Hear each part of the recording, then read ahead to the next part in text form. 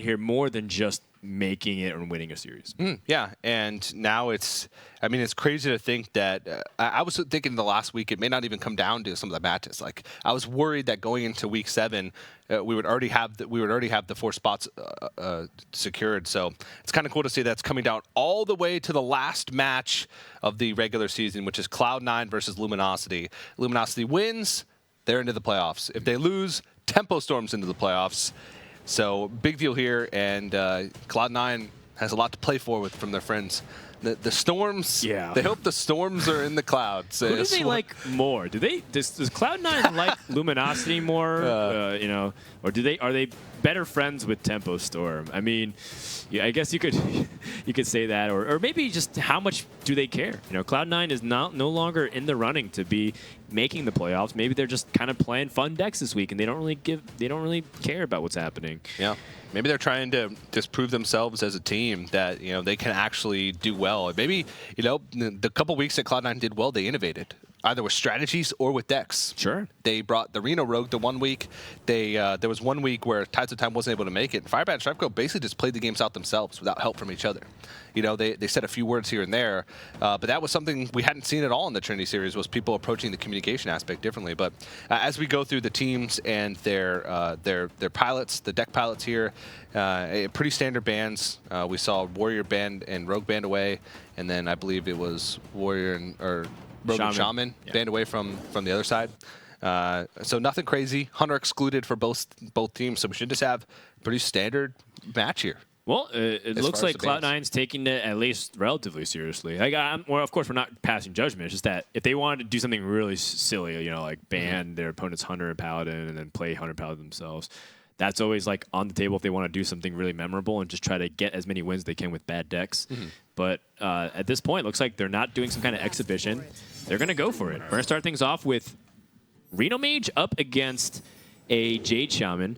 And Luminosity, remember, they have a lot on the line. A win here goes to the playoffs, and you can see that they're already starting things off with Zalay piloting the Shaman. Now, Devolve, I love this card. I think this card is really underrated. Super impactful against a lot of those big boards or like death rattle type situations where you really need to squeeze in like some removal. But the nice thing about Devolve also is its cost. I like that it's just 2, so you don't have to spend your entire turn like without polymorphing. overload. Without overload. Whoa.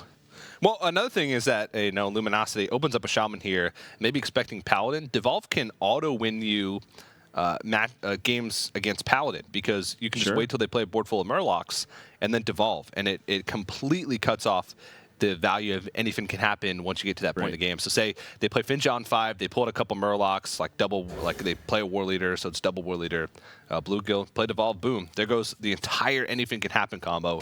It's almost useless as the game goes on. So well, if they know that they make sure to play Murlocs and kill them too, and they wouldn't attack with Finja. But that's another. They knew they could do that. It's another benefit of playing Shaman first. If they think that that's going to be how the matchups play out. A lot of teams have open Paladins. So. It could be that Luminosity's trying to catch a Paladin open here, but they put out the Paladin net. You can't really predict Cloud9, in my opinion. That's what makes them one of the most fun teams to watch. If we could do like the most fun teams award, I think Cloud9 would definitely win it. Yeah, you can't predict anything about them, their decks, their play, or their personality. Yeah, or their hairstyle for the day. It's all up in the air. Let's go ahead and tune in to see how Cloud9 is debating the first couple turns, or if they are at all. This with Blast Ping, All right, and give it a go. We hunger for vengeance. Anything, we still operate under the assumption it's still go Mana Tide, right? Makes sense to me. I mean, we probably want to brand the claws, right? Like, we force a removal spell next turn. Volcano Potion we're alright with. Torch we're alright with. Volcano Potion. Yeah. I mean, the worst thing would be Arcane Blast. Yeah, right. Alright. They would have held, bad. They would have held the blood vein. Yeah. Mana Tide it is.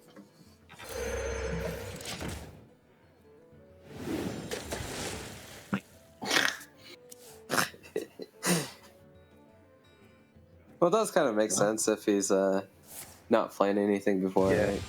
Sick read. Yeah, I think it's a mage too. No, this is a mage. Yeah, it's Reno. It's Reno for sure. Come on. All right, Jade Spirit. Stick to what we know. Yeah, it's Jade Spirit this turn. You can wait a while, I guess. Boy, this is a tough Jade Spirit turn. Yeah, I mean, however fast you want to play. I don't think it tells them much. Like, we did keep that Jade Spirit, so that's probably going to be a little weird to them if they're paying attention. Draw first. Yeah.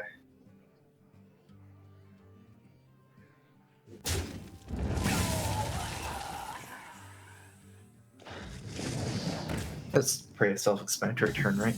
Yeah. I mean, draw first, play the biggest thing on curve. Seems good. Yeah. Keep the.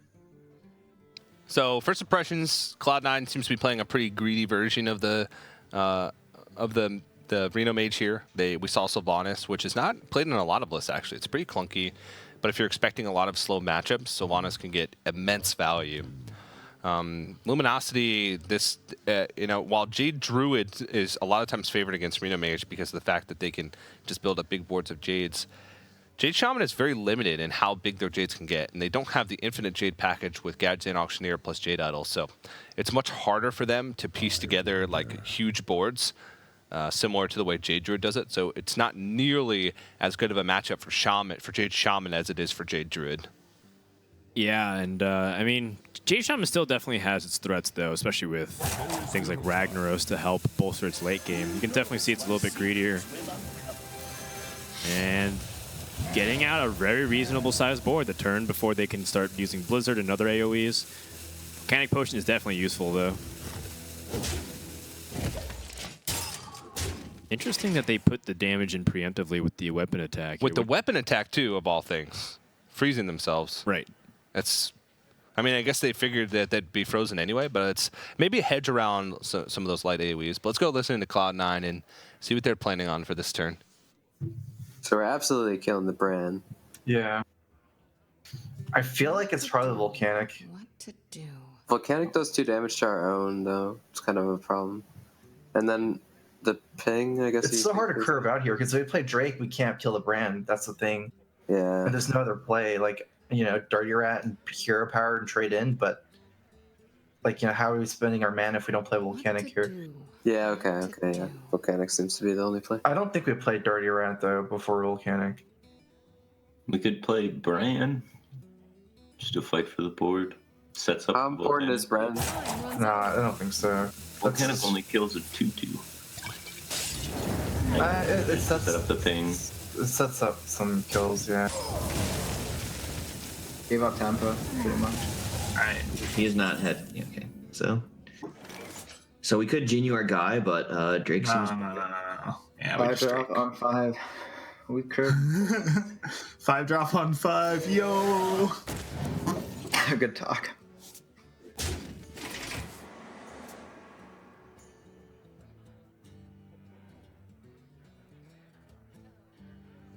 Is this where we decide what game plan we're going? I think it's too early to decide, but I think it's kind of too early to decide.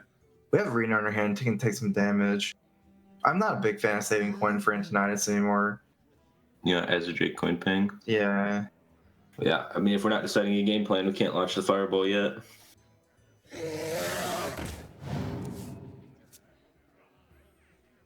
Huh. That's a nifty card. Surprised you don't like the Fireball there. Well, if we Fireball, then we commit to killing everything. Kind of, yeah. Do we? We're burning our coin. Not really, because we still have the coin is a Fireball. Yeah, but Stripecrow is just kind of doing his own thing. Well, I mean, I think they're identifying, like, we tuned into a point of the discussion where everything is very fluid in this matchup. Part of the reason why Strifecrow really loves Reno Mage is because of how it adapts to the situation, whether you're control or all of a sudden you start turning into the aggressor, start burning down your opponent. That's probably the hardest aspect of Reno Mage. It does have a lot of wide tools, a wide tool set. A Batman utility belt, if you will. It's got the right answers for almost every situation, but you have to make sure to recognize what situation you're in. Otherwise, you're using the tools inefficiently. Mm-hmm. And that's what they're debating about. Should we be playing removal-centric it doesn't feel like it because it seems like Shaman has so many cards in the hand. Reno Mage can out-resource their opponents if Luminosity extends too much onto the board, but they're not. So maybe Cloud9 says, well, maybe you have to just burn. Yeah. Batman is nothing without his belt, but Batman's belt is nothing without Batman.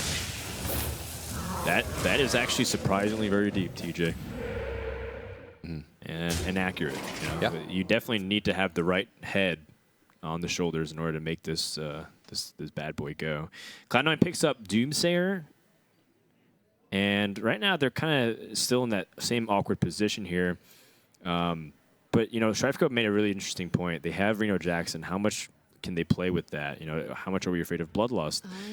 Do they feel even comfortable enough removing stuff straight up?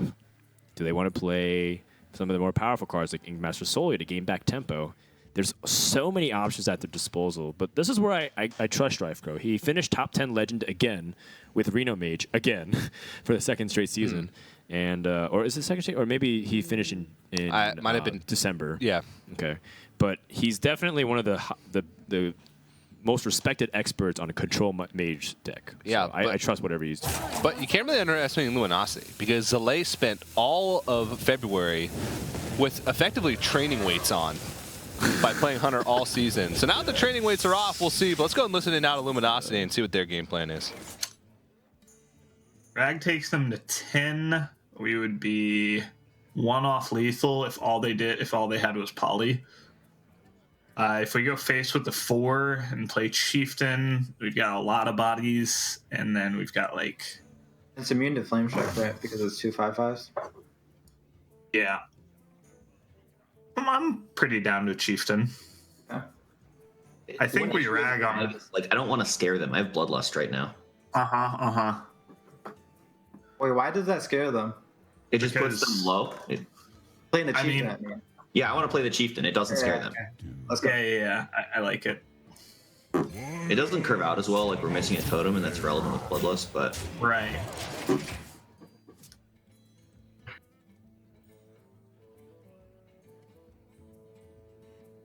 So it's either that Doomsayer or... Rat.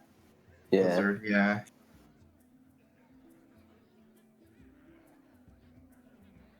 I think we should Doomsayer, right? Force the Hex. I think so. There's always that chance he doesn't have it.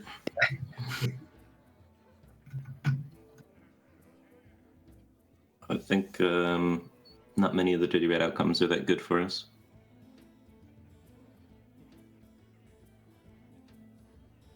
We don't have a second AoE, you know? Yeah, exactly. The end is coming! Okay. What do you think about Genu Hex? Well, we definitely hex, and we can, Jinyu our guy to play around. Flame Strike. Doesn't really play around Flame Strike, but it sort of does. Yeah, sort of. I mean, we're definitely gonna go hex totem plus a guy, right? It's Maybe just the totem we roll. Doesn't really matter, but we can. If we roll healing totem, what does roll totem. You could probably just hex pass, right? If it's really healing. Okay. So let's play one more guy, I think. So if we play the Jinyu, we get a 3/2 against Flame Strike. Is the gist of it? Mm-hmm. And then we go face. Rag.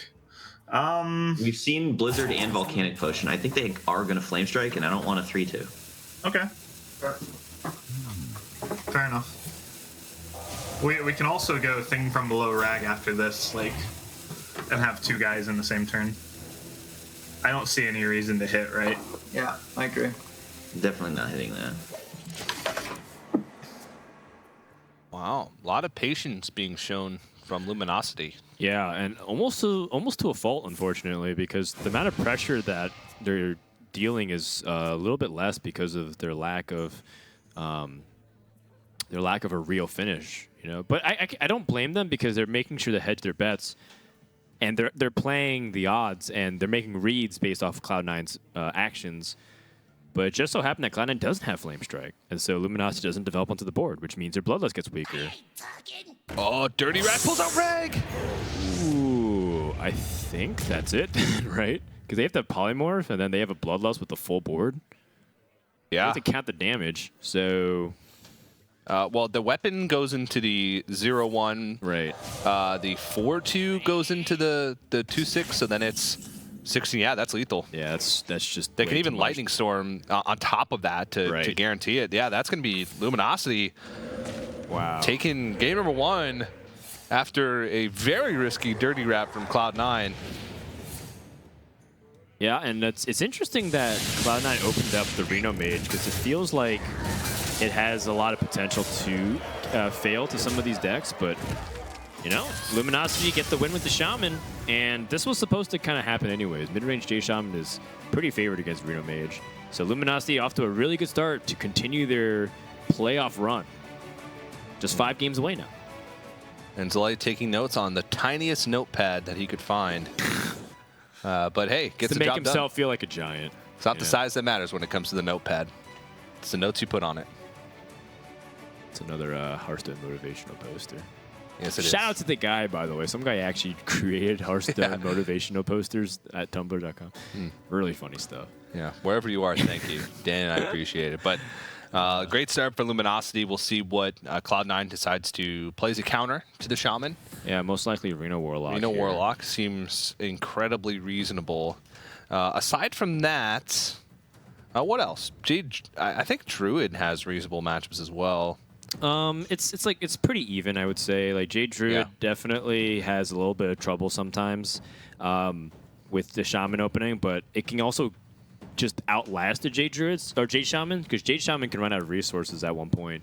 So and Jade Druid will not. So if they're fighting a war of attrition, Jade Druid will win. And a lot of times mid-range Shaman sometimes struggles to close games.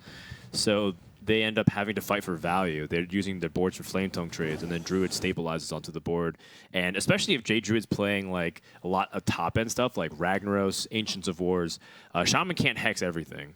And if they hex the Ancients of Wars and the Ragnaros, and they're not hexing the 7/7s, 8/8s, and if Shaman can't threaten to kill or run out of resources, then they're in trouble. So a lot of people say that it's like it's favored for Shaman up until a certain point of the threshold, and then all of a sudden it completely flips over. The longer a game goes, Jade Druid becomes widely favored. So at that point, I don't know if Jade Druid feels reliable enough. If you look at percentages-wise, Mid-range Shaman has 2 bad matchups. It has Reno Warlock and Pirate Warrior. I think Dragon Priest is pretty even, and other decks are pretty even as well. So I guess you could always choose that if you want. Yeah. So probably Reno Warlock. There is the, argument that maybe you need to save Reno Warlock for, say, Dragon Priest. Especially with Warrior off the table. They don't have Warrior. They do have Rogue, though, so they do have a counter in mind. And the teams are still going through their decisions. It is a decision tree. You have to think, well, what's the best deck that can counter Shaman that we don't potentially need later on in the series to counter another deck that's like an even harder counter? So Cloud9 still debating through their options right now, trying to land on one deck that they want to play. Because this is a big deal. If you fall down 2-0 in a series to a single deck, it's really hard to catch up from that. Yeah, I would probably lean towards Firebat for his expert analysis on that. He was making some spreadsheets about how everything was going to go down this week, and he's a guy that knows matchups and percentages pretty well. It's something that was his claim to fame. When he won BlizzCon 2014, he was pretty much the only guy doing that, really mapping out all things through spreadsheets, just trying to crunch it down to numbers. A lot of people were still playing off of feel and intuition and a little bit of their own science, how often they experimented with stuff. Yeah. Well, here's some of the top class wins for Cloud9 and Luminosity. Cloud9, most success with Rogue, much in part due to a couple weeks where they had multiple wins with Rogue. Luminosity with Mage, again, a nod to the week where they had a sweep with Temple Mage. And notably there, Luminosity doesn't have Shaman on the list, despite Luminosity being the team that has had Shaman left open for them more weeks than any other team. I believe 5 weeks they've had Shaman left open to them, including this one, which is pretty crazy to think considering Shaman was one of the most popular bans for the Trinity Series. It was auto-banned for like the first 4 weeks, and then people started to experiment with banning Rogue and Warrior instead of Shaman and Rogue or Shaman and Warrior. So they just haven't been able to have much success with it. Well, yeah, if you look at just the mid-range Jade Shaman right now, it seems to be the go-to deck for most people because it's just well-rounded. If you look at aggro shaman, it's actually fallen off considerably in the popularity. It's, I think, like 12th or something right now in terms of the most popular deck being played on ladder. A lot of people just lost confidence in it, primarily because Spirit Claws and Small Time Buccaneer got nerfed. Small Time Buccaneer impacted Pirate Warrior, but definitely not nearly to the extent because they're not dependent on the Small Time Buccaneer necessarily getting in all the damage in, because they can also start with other pirates. And so that's why Pirate Warrior warrants a much it's much more of a warranted ban. The interesting thing is that Rogue is left up for Cloud9 versus Rogue is banned on Luminosity's side. Rogue could be the X factor here. Luminosity felt like Cloud9 historically has played weird Rogue decks that isn't optimal. Maybe that's something that we don't have to be worried about. Maybe they feel like they have a game plan for Miracle Rogue because they have an opportunity to attack it from a different angle. It's tough, but Miracle Rogue is hard to beat with the current lineups. Yeah. Like without the full aggro. Well, I want to make one more comment on the fact that Rogue's also going through a small renaissance. There's an aggressive Rogue that's out there that's actually doing pretty decent. And then there's also a Finja list that they call Water Rogue that's made #1 legend. Dueno was able to pilot to #1 legend very cleanly and in terms of #1. Like, he didn't actually lose it the entire day. The last day of legend, like a lot of the top 10 kind of stayed exactly where they were. Teray was #2, Dueno was #1, and just stayed that way.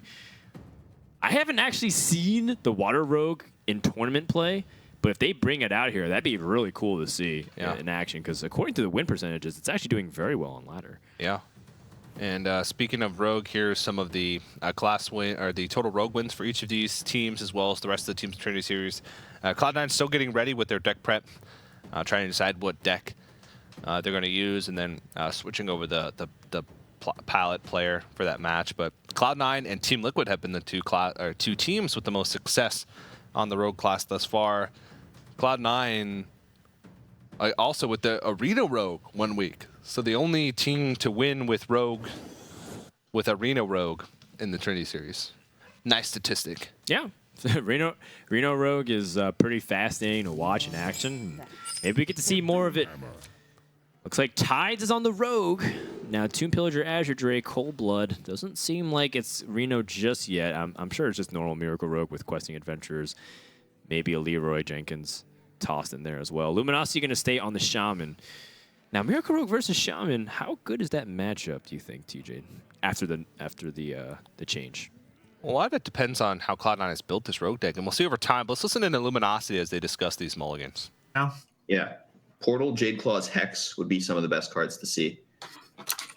The thing about Thalmos Storm is it deals with like a concealed thing, right? But we just have Devolve for that. So let's look. Yeah. Let's look for the good cards. You have 2, right? All right, so it's full mull. Yeah, full mull. All right.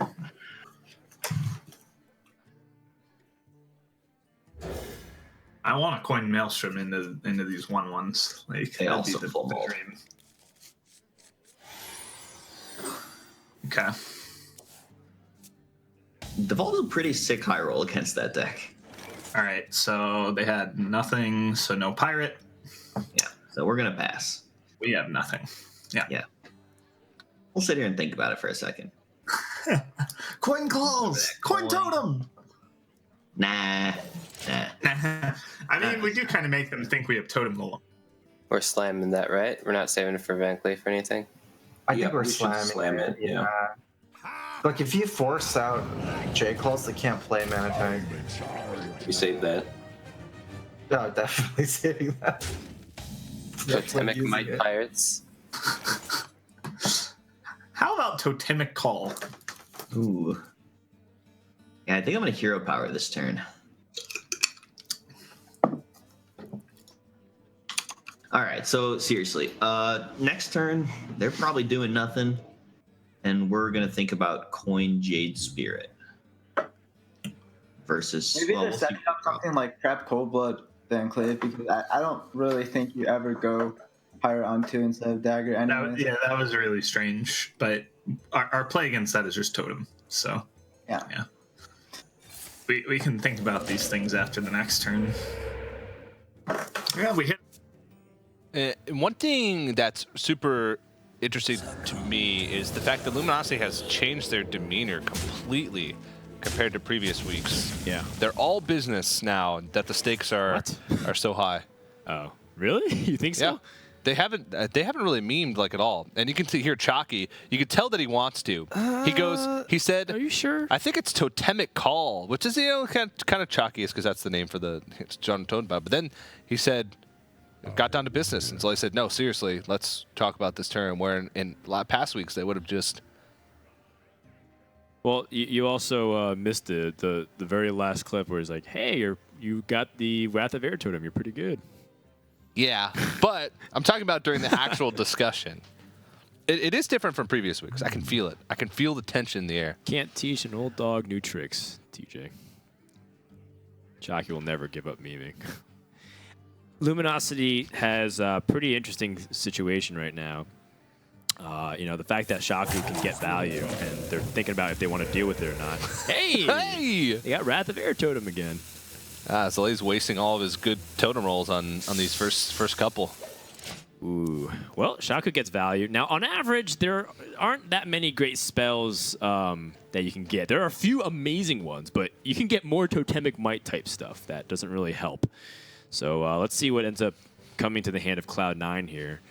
The nice thing is that they're collecting resources to really buff this Van Cleave. Wicked Witch Doctor Totemic Might! That is amazing! You have Wicked Witch Doctor, Totemic Might. That is quite the combo.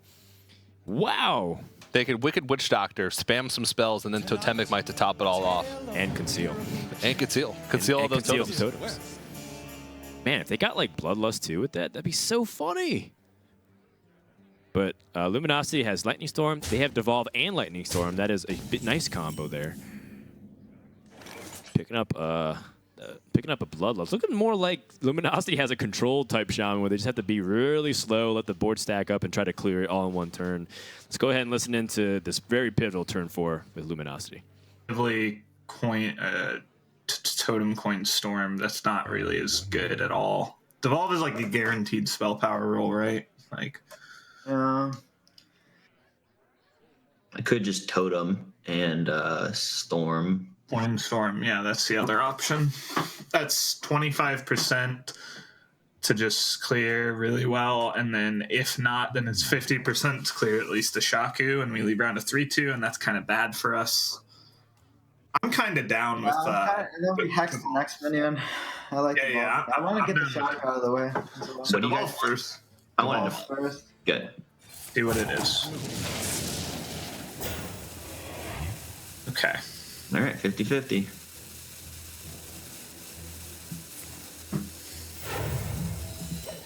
That's basically a spell power. Nice. Cold blood, get up. Hey, Tomb Villager. They're overloaded for 2, so they can't Jade Lightning. So I think I like Ezra Drake the best. Yeah, I like Drake the best. I like it more than Tomb Pillager. Whatever you play is not dying, and you can just play Tomb Pillager Hero Power together next turn, right? It's like better mana, or just something else even, but... Yeah, they're not killing this. I don't think we're done this unless they hex this. But this is better against Hex than Tomb Pillager is. I mean, we can think a lot, but... Next turn we have 6 mana, which is Devolve 4 or stuff. Hero Power Jade Spirit. I wonder. And when you devolve a Hex, it just stays, right? Because there's no -1s.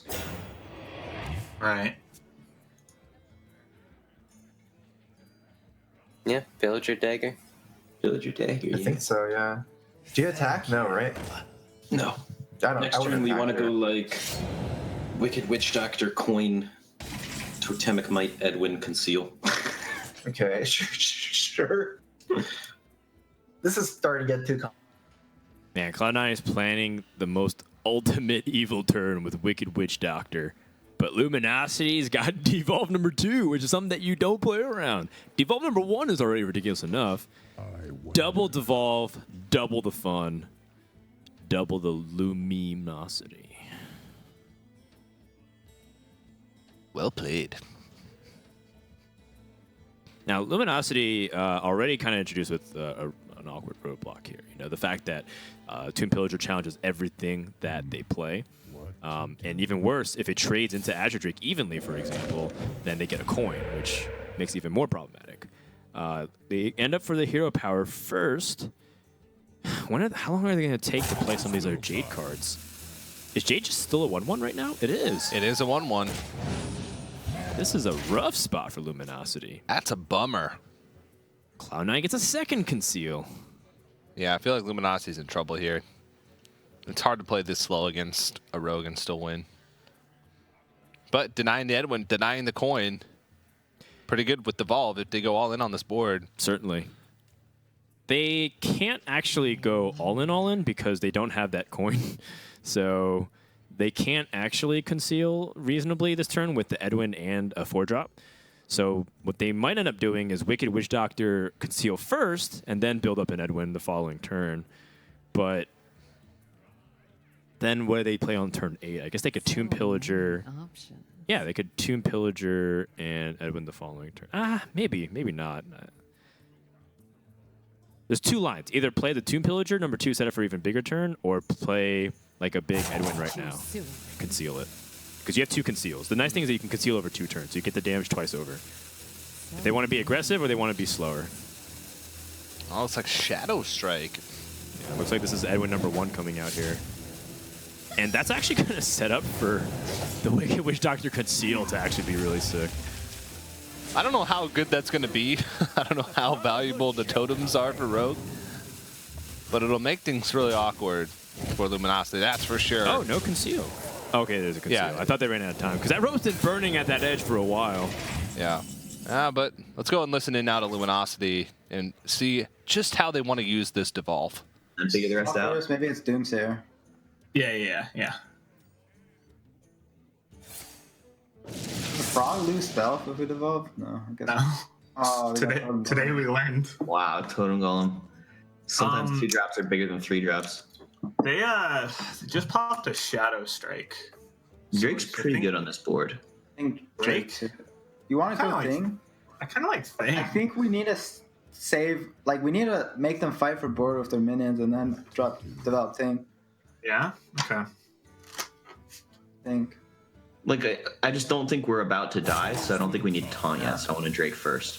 Yeah, it's just really good if they had to trade into it, because Drake is going into a 0/1 taunt. It digs for good stuff, but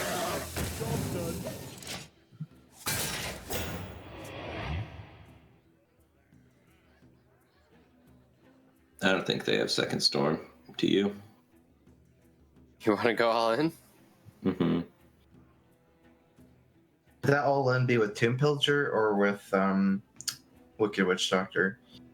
Tomb Pillager hits harder. Probably Tomb Pillager, huh? Can you just hit him in the face? Alright, I like going all in Tomb too. Pillager conceal.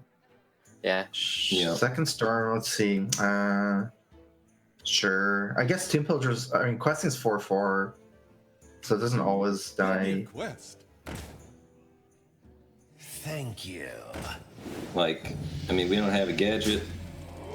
They're going to start outvaluing us pretty soon. Like, if we want to do it, I think it's got to be now. So it's just unlucky if they have Second Storm and double Devolve against. I think there's a chance they don't even run double Storm. Roll spell damage, that would be nice. it doesn't. It clears 1 extra thing. Probably still go for it. Because we want to develop the Thing this turn. The other thing we could do is just rag. They don't actually kill us that often, right? The card in their hand is a coin, guys. Right? It's 15. The card in their card in their hand It's is not. a We coin. devolved. Is it a Shaman card? No, it's not a coin because we devolved the first Tomb Pillager, right? What is it then? Is How it did a they get the swash? coin? They already played a swash card. What? It's just a random. It's just a rogue card, right? I don't think it is. On my screen, it shows as a given. It's from turn 4. It's Shaku. It's Shaku. Yeah. Okay. So it's a shaman card. All right. Is Rag better? I like Portal Totem Thing. I think Portal Totem's fine. Totem Portal. Yeah. Get him, Patches. Let him know. He's in charge.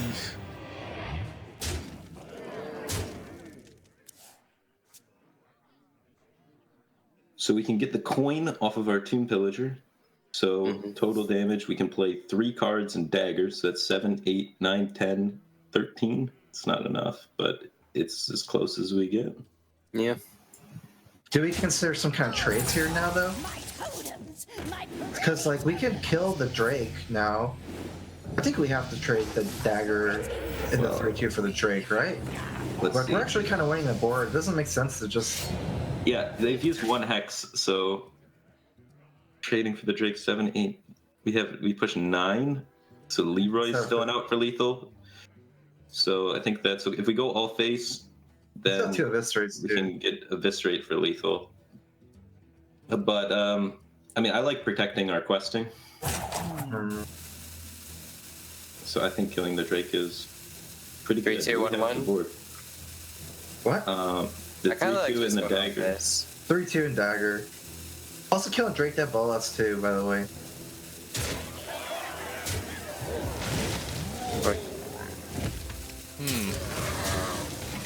Well, they're trading off a lot of the board. Luminosity doesn't really have a great play here. Either way, they're going to be vulnerable to a few outs from Cloud9's perspective. They can hex this questing adventure down and play like Aya, try and stabilize next turn with Jade Chieftain. That might be their best course of action. Hope that their opponent doesn't have 4 damage. But even just the raw eviscerate would be lethal because of the spell damage to them. Yeah. Is there another line here? I don't think they can get away with anything else, unfortunately. If they use Bloodlust, they can remove more damage off the board, but that's like... I don't think they can necessarily come back from that position because they're not putting anything onto the board. Part of the strength of Aya is that it buffs your Jades and it gets board presence and it makes Jade Chieftain better.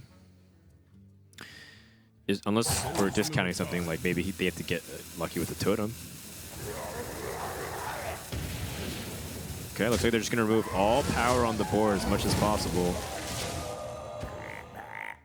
Try and roll into Jade Chieftain next turn.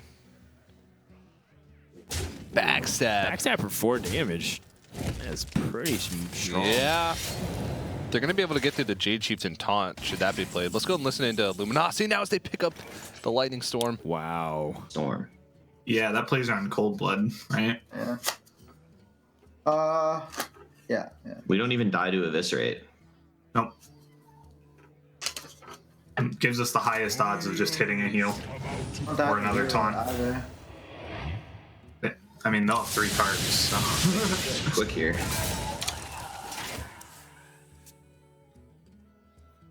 I think we pass. You know, like backstab hit? I like backstab hit.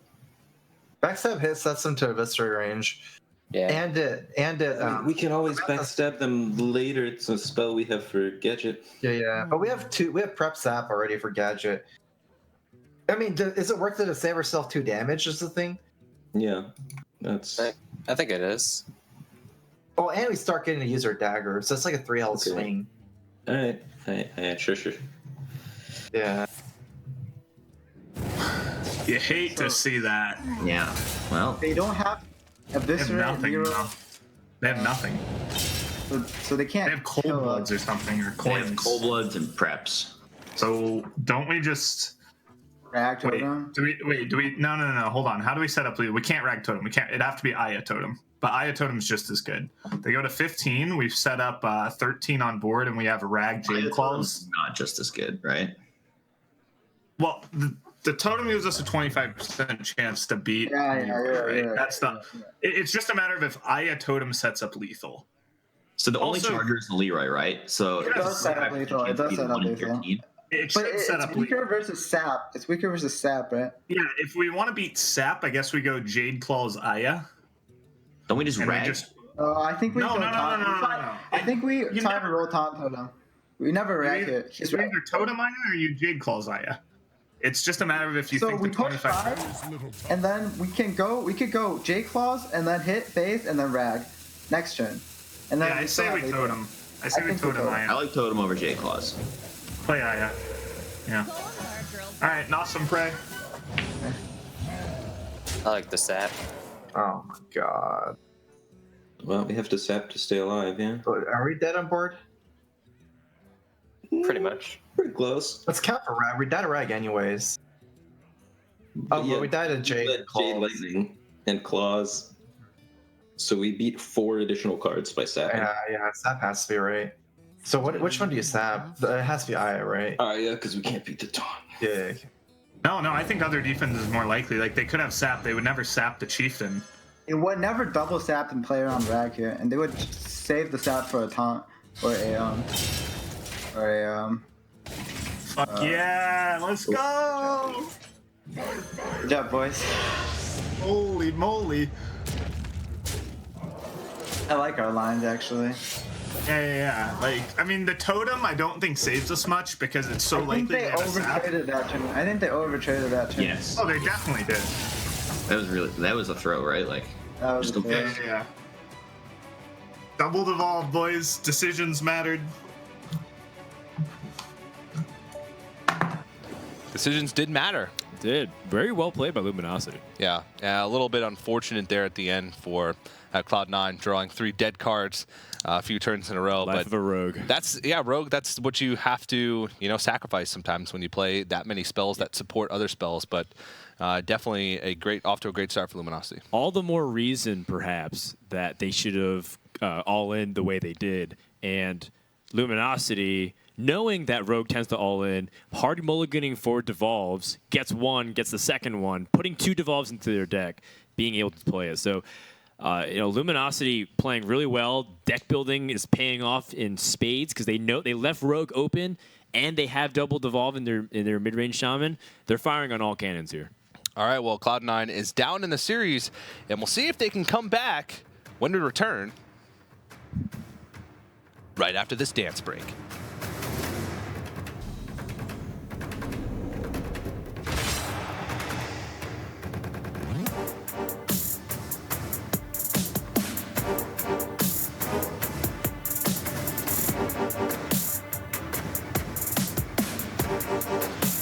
I'm in charge now.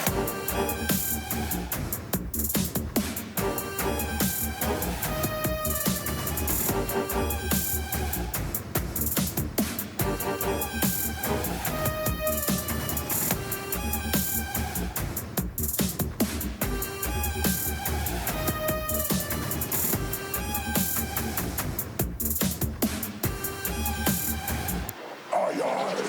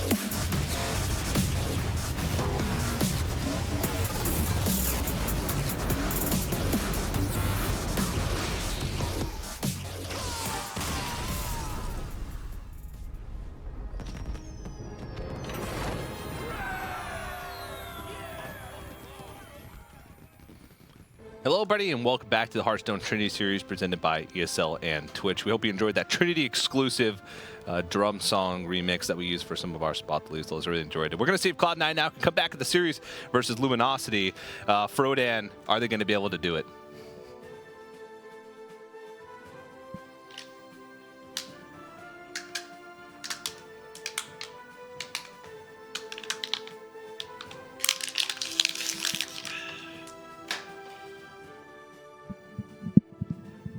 You were saying? Is Cloud9 going to be able to come back? Not now, Chief. I'm in the zone. Well, we're going to have to see. Luminosity is rearing to go on this Shaman deck. We're just waiting for Cloud9 to come in and give us the deck that they want to use to counter it. Still jamming. They're supposed to cut the game by now. I'm not supposed to be doing this anymore. They're not paying me enough. I'm off the clock. The two headphones look is a good one. Is it? Yeah. God, it just reminds me of high school all over again. Now they cut the game? Who's running the show? I am Dan. Wow. I like that look from Cloud9's little beanie. That's a nice winter gear there you can get. Is Firebat wearing that beanie, or is that beanie wearing Firebat? That's the ever-important question going into game number 3.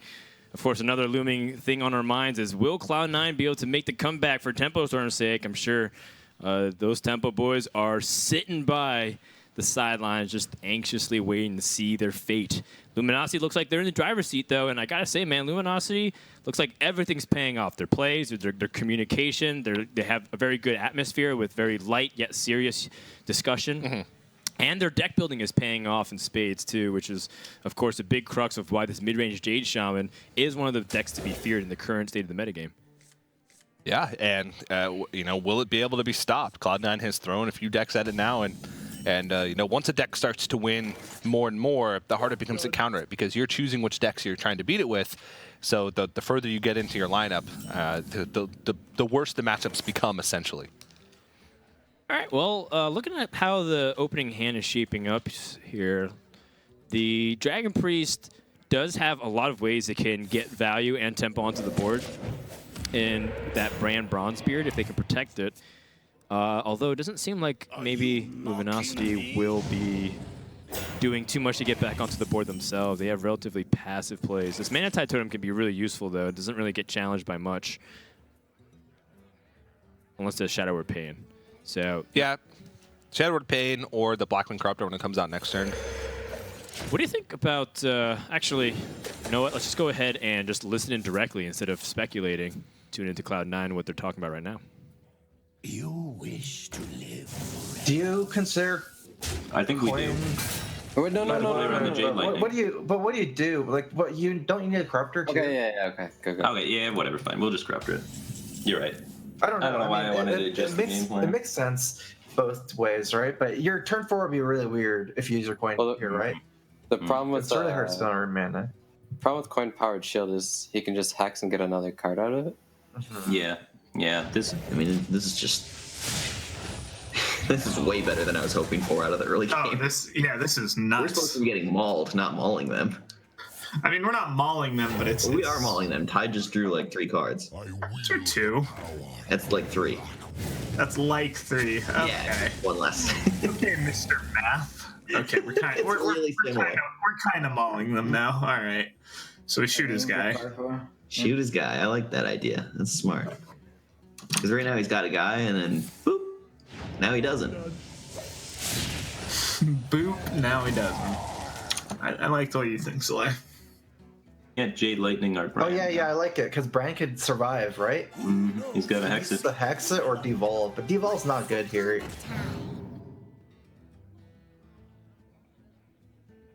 Which one? Well, he can't devolve the 1/1s, thinking face. They have a lot of AoE though. They have a ton of AoE. Double. Oh yes, Sarah. I think not Hungry Dragon, right? Operative. Faux show. Oh yeah. You never take a non-operative. What? I said I'd like the next. No, don't go face. What? That doesn't make any sense. It's so early to prep your face. Like, what's the payoff here? You're not gonna go face for the whole game, right? It's like. Okay. Yeah. I'm just thinking like he didn't have Flame Tongue or anything. I know, but it's still like he still plays. The devolve point makes sense. Mm-hmm. Other than that, I don't think. No, but like, say he plays like a 8/8, you'd rather have a 2/4 than a 2/6, right? Because you can trade and kill the 2/2 as well, you know. I mean, not that he ever plays an 8/8, but I don't like. Eventually, we're gonna have to kill it. It's not like we have any AoE in the stack. There's 0 AoE. Like, there's no way we go face for the whole game starting from 5 power in turn 5, right? Like, hey man, whenever you can get chip damage in and can't get punished, but you're gonna make up. You're gonna lose 2 damage later, right? Unless you're gonna literally ignore that the whole game. Like you're not gaining damage because you're still gonna have to kill it later. Well, right? if he's got to trade into me, unless he trades in. Mm-hmm. Yeah, I was thinking, that man. seems wrong, I was though, thinking, right? you gotta. Yeah. I mean, I traded already. Okay. Sure. But I like trying.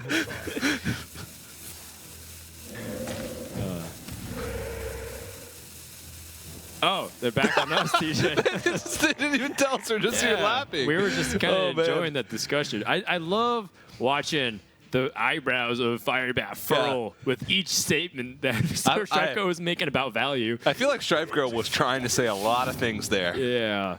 Ooh, Ragnaros. Individual value is the highest there. Okay, so to summarize what was being discussed between Cloud9 and Firebat, Firebat's talking about the value of getting chip damage in, and Shrifko saying that Shaman will never win if you control the state of the board. Mm-hmm. Both of them have merit to it, a lot of what they're talking about. Shrifko's saying, like, if you want to collect value off the 2/6, now is the time, versus potentially giving him opportunities to collect some 2/2 damage in there too. Now, Luminosity on the other end, they pick up Jade Chieftain. This board is starting to snowball a little bit out of control. They were forced to use Hex on Bran, and now they're kind of paying a huge price for it because that Dragon Node Operative is not going to get checked for a while. Yeah, now they are going to be able to build up a little bit of a board here with Jade Spirit and Bran. So 3/3/4 for the Jades are now. They're going to try and fade some AoE here, and we see that Cloud9 doesn't have it. Luminosity is really going to need a big Lightning Storm turn to try and swing this, whether it's Blood Mage plus a Spell Power roll in Lightning Storm, or if it's Blood Mage plus double Lightning Storm to try and get through all of the health on this board. Devolve themselves. You want Storm? I don't know. That's tough, actually. Well, actually, you know what's interesting? Devolve is kind of like a Lightning Storm, to be honest. Yeah, I guess Lightning Storm makes sense. You have Agitrakes in your deck, so you can use it. There's not really many targets that that have such effects that you'd want to polymorph, I guess. And Lightning Storm sort of just fits the same role as Devolve, except it's more controlled. Right. Because both of them reduce damage on the board. Both of them effectively deal damage. It's just sometimes Devolve can screw you a little bit if it gets, Doomsayer and you can't answer it, for example. Sure, yeah, Doomsayer, or if you Devolve a 5. Costs 5/5 and it gets a 4-mana 7/7, something along those lines. It's Jade Spirit is actually low stats, relatively speaking, so devolving actually might upgrade its power. So there's definitely something to consider. I was thinking because devolve you could do it this turn, but don't want to get baited by that. So good hesitation there from Cloud9 to really evaluate the situation here. Luminosity has Lightning Storm with Thanos. If it gets a 4 on the weakened Draconoid Operative, then they can actually trade. So let's see what happens with this Lightning Storm here and listen to the teams.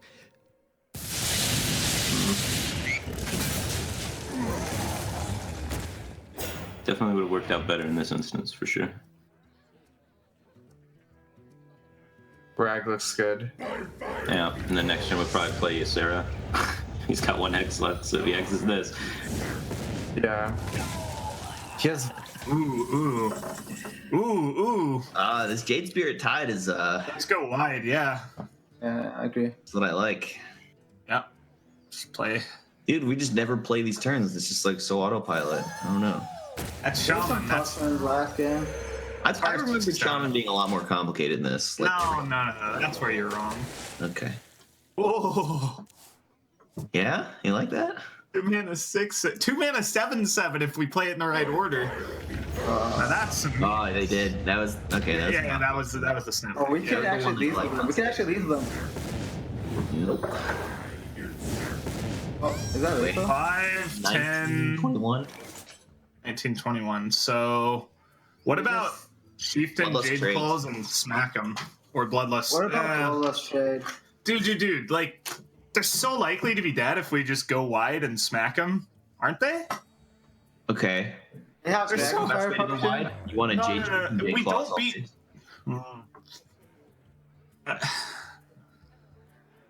I want to get him, dude. I want to ask some more.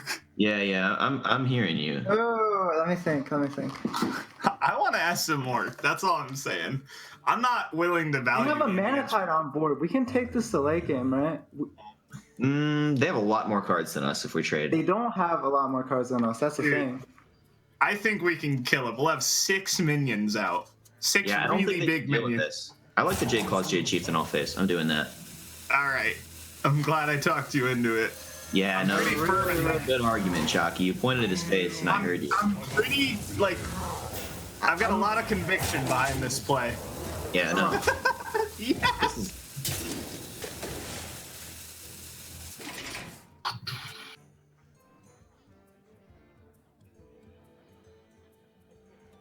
Taunt, powered shield. So there's Entombed Death, or there's like Worm Rest, Powered Shield, and then you have 7 more mana. What can you draw? Second Death would be better than Entomb, but that's one card. What other thing would be better? If you get a Talon Priest, you can Talon Priest and Death. That's pretty comparable. It kind of makes sense to just make Powered Shield the Rag first. Just forget about Powered Shield and Taunt. Right, and then depending on what you get, if you get like a second Death, you can go Worm Rest, Death, otherwise, or if you get Talon Priest, maybe. Otherwise, you go Entomb Death. I think Entomb Death. Which one do you entomb? Which one Death? Death, this one is the 1 damage different because I'd like to entomb the taunt. Okay, yeah. So entomb the taunt, or I don't know, whatever. Yeah, I think we're assuming we actually hit a target this time. Even that hand though, we could have just easily just outvalued them, bro. I don't think we. It was the easiest outvalue ever. Look at our hand coming up. I mean, we Like, not even that we're gonna draw this way. I think we just shouldn't have taken that risk. Jam 'em face, baby. Let's go. All right, let's talk about that after the match, Frozen.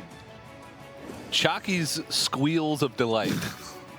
It's a really good description. From a man with such large stature in person. Chalky is really tall. He's large. Yeah. Hearing those squeals come out of him is quite intimidating, to be honest. Yeah, that is one way to describe that. I think, just, if you're a Luminosity fan, I think you're also just happy for them. Yeah. You're looking at how dominant they've been in the series. Shaman also hasn't had a sweep, I believe, in this Trinity Shaman series has not just yet. And maybe this is a question. Should Cloud9 have also banned Shaman? But, to be honest, they've been avoiding this Warlock deck for a while. And Reno Lock is, on paper, pretty favored against mid-range Shaman.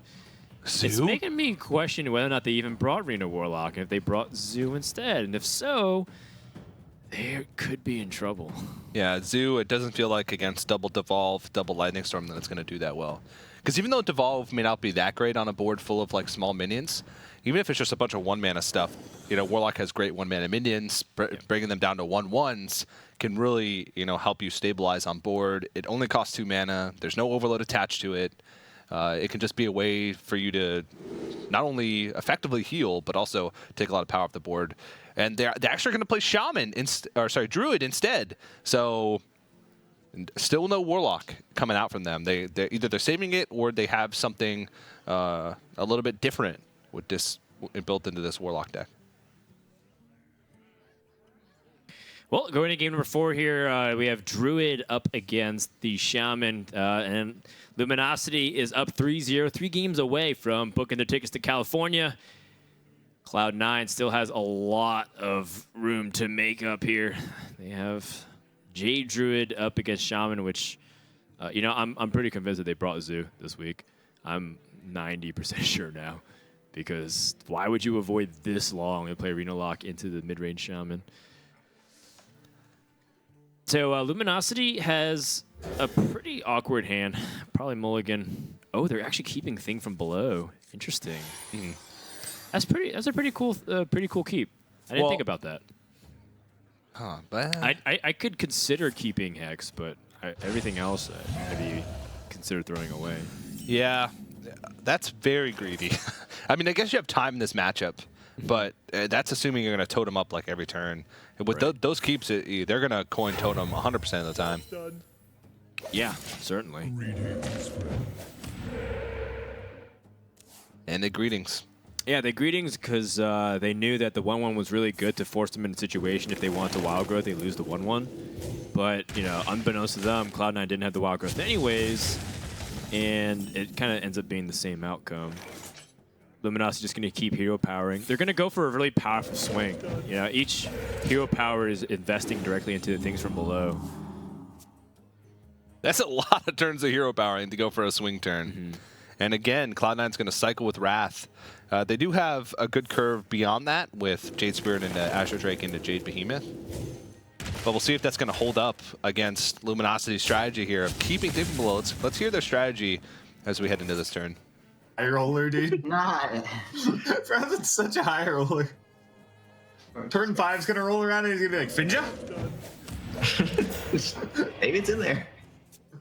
Dude, Finger in the Tavern Brawl is just so debated this week. What's the tavern? Oh, yeah, it doesn't summon random Warlocks. cards that do, like all of your cards do nothing, and all that matters is you can hero power. Because right now you're trying to get good trades early against Jade versus Jade, right? And having a 3/6 just trades for all the Jade stuff better. I mean, I guess Thing from Blood, but it's still better. Like, it still helps him Thing from Blood. All right. Ooh. Next turn we could go Manatide Totem double Thing. I like Totem Portaling here. Yeah, that's what I like too. Yeah. Healing and spell damage are both nice. Spell damage. Let's do it. I'm the best. Greatest. You're the greatest. Second best. Okay, you're the second best. I'm pretty good. Okay. I see you. So well. Yeah. Yeah. We drew a lot of Jade cards, man. Yeah. Oh, they're great. It's pretty debated. Oh, that's good for the turn after, right? Yeah. Roll spell damage, Zoe. Roll spell damage. Right. Do you believe You're in a me? good gamer. Yes. I believe in me. 100% belief. I'm saving it for next turn. Okay. Oh, dude, this You Manatide can't roll it. Like, they don't even have Wrath with this Manatide Totem. Alright. Debated.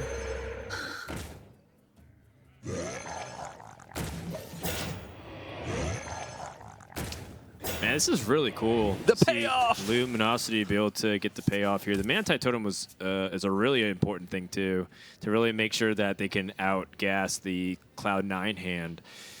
Cloud9 does have Jade Blossom and Jade Spirit for maximum Jade pressure this turn, though. And, you know, maybe they just go for the value game themselves. Just try to keep getting big Jades onto the board to the point where Luminosity can't deal with it, at least for their mana. Luminosity has all the tools, but do they have enough mana to be able to deal with it? Yeah, that's the question. I feel like they got just a little bit too far behind with this strategy. And it's going to be really tough for them to keep up now that they've lost the board. Well, okay, let's see. They have the Jade Lightning this turn, so they can avoid Storming, because Storm doesn't seem very efficient. But Storm is like never getting better because the Jades are just going to keep growing. But maybe you don't want to overload. Is another for Jade Chieftain. For Jade Chieftain, and you are just going to keep drawing. But the thing about it is, your removal doesn't line up well. I mean, what are you going to hex a 1-mana Jade Idol play? Nothing feels great for Luminosity now that you're in this spot. You just have to hope that Cloud9's drawing dead, and I mean that's as close to dead as you could hope. But they still have a Jade card. I mean, they have Azure Drake, which I think is also pretty important here. Eliminating a lot of the spell damage and card draw source. Shaman is really far behind, but they have Hex Lightning Storm as a way to catch up here. Maybe it's just Jade Chieftain. Another strategy they can go for is softening the board up, and then Lightning Storm ends up being good. You don't have to necessarily just try to go for the Lightning Storm kill immediately. You can try to have them pick up some value trades and then use Lightning Storm to clean up the rest. Yeah, well, let's go and listen in now to Luminosity and see exactly what that plan is going to be. Okay. Yeah, I don't see Hex this. keeps getting better. 7's just easiest to play on. Hex, I think we need to play on Aya or on Rag. Like, I think we trade this 1/1 in. I don't think we trade the 1/1 in. I think it's fine. Like, he hero powers it a lot. Yeah. We're gonna get swiped. I agree with trading it. Okay. The damage is always relevant for stuff like storms. It makes our 5/5 more relevant. It's like it's really important. It sort of incentivizes them to trade like the 6N or something. I don't know. Over Ancient War. Why? Every card, like, because our Jade carries a 7, like, Ancient War, like, we're riding the tempo, and he can carry Ancient War 3 mana, and we're not like, if we just keep cycling, we get to accelerate the pace of our game to get like 8/8s and 9/9s, even bigger than Ancient War for less mana.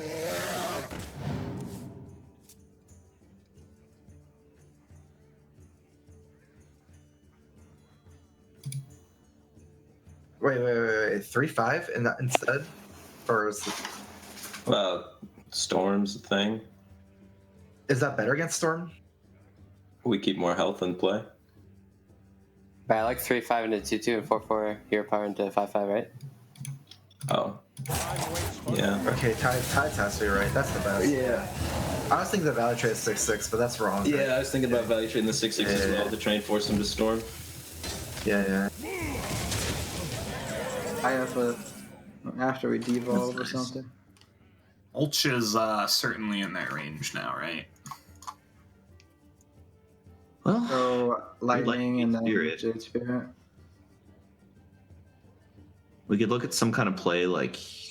We could go lightning and like Jinyu, but Jinyu kind of gets eaten for free. Yeah, I like Spirit. Yeah. I mean, we need to get the Jinyus out eventually just for the healing, but yeah, we can still take damage right now.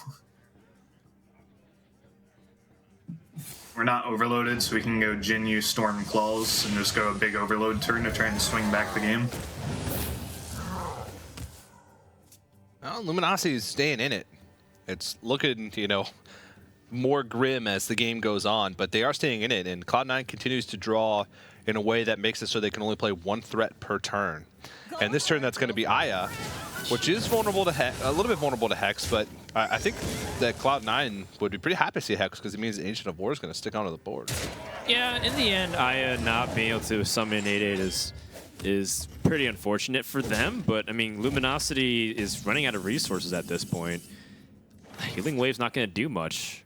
So Hex, Lightning Storm, and Jade Claws allows them to potentially... Oh, actually, it will clear everything. It'll clear everything, but they'll probably have to take 7. Yeah, but I don't think you're They will worried have about to take burst. 7. Yeah. And you have initiative on the board with a 4/4. Yeah. Or actually a 5/5. I like that a lot. Yeah, that makes sense. I mean, Aya is a premium Hex target because the way it summons another Jade Golem. And then Storm is probably the best it'll get here. It does 2 damage minimum, and Jade Claws allows you to get rid of the rest here, summon a 5/5. I think I like that the most. I think maybe they're also contemplating if they can squeeze in something else, perhaps like Mana Tide, so they can get some card draws to make sure they can really blow out Druid, but I don't know if that's feasible right now. Well, we'll see. This is the best that Lightning Storm's going to get, I think. Not to mention that you also have initiative by having your own 5/5. They are going to need some help, though. Because Cloud9 is just going to play bomb after bomb. After Hex has already been used. Yeah. I don't know if Cloud9 has the best rag outcome so far this series, but now would be a good time for them to hit a minion. Luminosity praying that they hope they miss, but actually maybe hitting the face isn't a good thing either because they're at 14 health. They do have Jinyus, but then how do they deal with rag? Yeah, this is looking like this game is in the bag for Cloud9. They're ahead in Jades by 3. They have a threat advantage, health advantage. Let's go ahead and take a listen in now to Luminosity. See if they have any hope. I don't want a Mana Tide. I was thinking Mana Tide hero power. Oh, we need to heal. We need to get the healing out of our hand. We're not gonna have enough life to play around with. Try to rip at the Evolve and give him Acid Maw and then We're dead to double swipe. That's a good out. I like that. Evolve into Acid Maw and the Storm. Good out. No, just evolve shenanigans is definitely a way to win. Like if he plays Acid Maw. if he plays, I don't know how many 3-drops they run, but you can evolve 3-drops into Doomsayers. They play. Go Auctioneer, Innervate, Druid Claw. Yeah. Druid Claw's a taunt anyways. I want to charge the 0/3. Yeah, I like charging it. But then you can still play Auctioneer, Innervate. I just want a Warrior Innervate. Yeah. Are you sure about Warrior? Okay. We need cards so much, though. Well, if you look at our deck, the remaining cards consist of Jade Spirit, which if we draw that, that's a Jade card. That's insane. Azure Drake, which cycles. and then 2 Sylvanas, Nourishes, which is pretty 2 bad, Wild and then every other card's a spell. Yeah. And Brand. Vandal, 4 minions. Brand. Yeah, 4 or 5 minions and like 10 spells. I think it makes sense because this is such a board lockdown. The way. So we need to hex the Rag, right? Then we have 6. We can't just go wide every turn against it. Like, I'm feeling Hex, Jinyu, Totem. Yeah, I think so too. And then we try to Drake Storm or something next turn. Like, we'll be overloaded by 1, which sucks, but we need to get the 3/6 in play.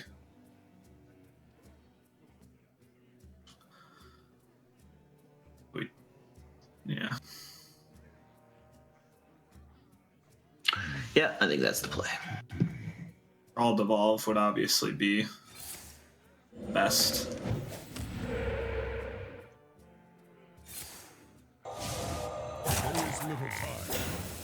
And he top decks the Hex, and he would have cleared the gadget, and we would have been sad. What do you swipe? You swipe face.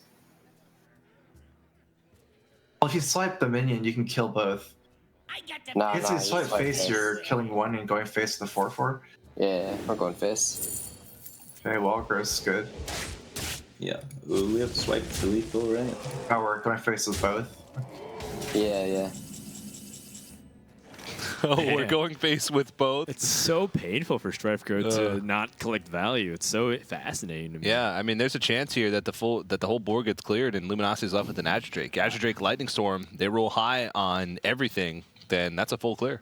Yeah, I like going face. It really puts them in a position of having the right answer at the right time. They didn't see Healing Wave, though. They didn't see Healing Wave, but that's only a Band-Aid in the grand scheme of things. Luminosity might be on that plan where they have to play Azure Drake, hope to get Devolve. If not Devolve, then Lightning Storm, and hope that it hits 4 on each. I think that's the best course of action. Anything with Brand is useless, and Healing Wave itself only stalls at best what's on the board here, and you're back in the same position. Well, let's take a look at the draw from Azure Drake. It is Jade Chieftain, so that could be a tool to stabilize. So but it's got to be Storm here. Got to be Storm, and they got to roll high. It's got to be 4 on everything. Yep. Anything less would be death. That is death. That is death. So they got the side 2. Strikes back. Finally getting onto the board here. And Luminosity, well, they're in a prime position still. Yeah, they lost the game, but they're in the driver's seat. Yeah. We'll see what Luminosity has up their sleeve to counter the Druid with. They have had Temple Mage in the past, but Cloud9, this Druid deck is very greedy. Ragnaros, Sylvanas, we heard them mention. Lots of heavy top end. Yeah, and one of their decks that can potentially punish them is gone. Shaman is one of the decks that usually can punish greedy decks by outvaluing them through hero power and threatening bloodlust if they're taken too slow, as you saw in the previous games. Maybe in this case, Druid can make a pretty big charge, but we'll have to see what happens. Yeah, in the meantime, we are going to go to a break. Data 9 need to recover from the last break. But don't go anywhere, guys. The conclusion of this series will happen right after this. Who's that pro? Is it enough, though, with Leox and Helper? 6. Oh, is it lethal? Okay, so it's actually lethal. Yes. Thank you to my kindergarten teacher telling me the ABCs.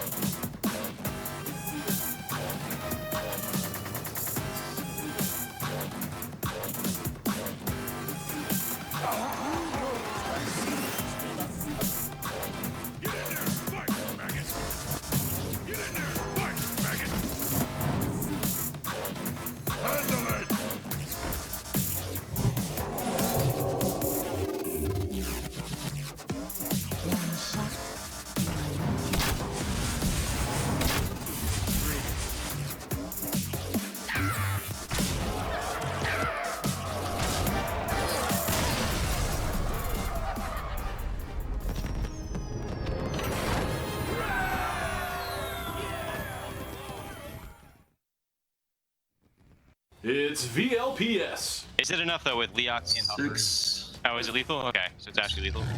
Yes. Thank you to my kindergarten teacher telling me the ABCs.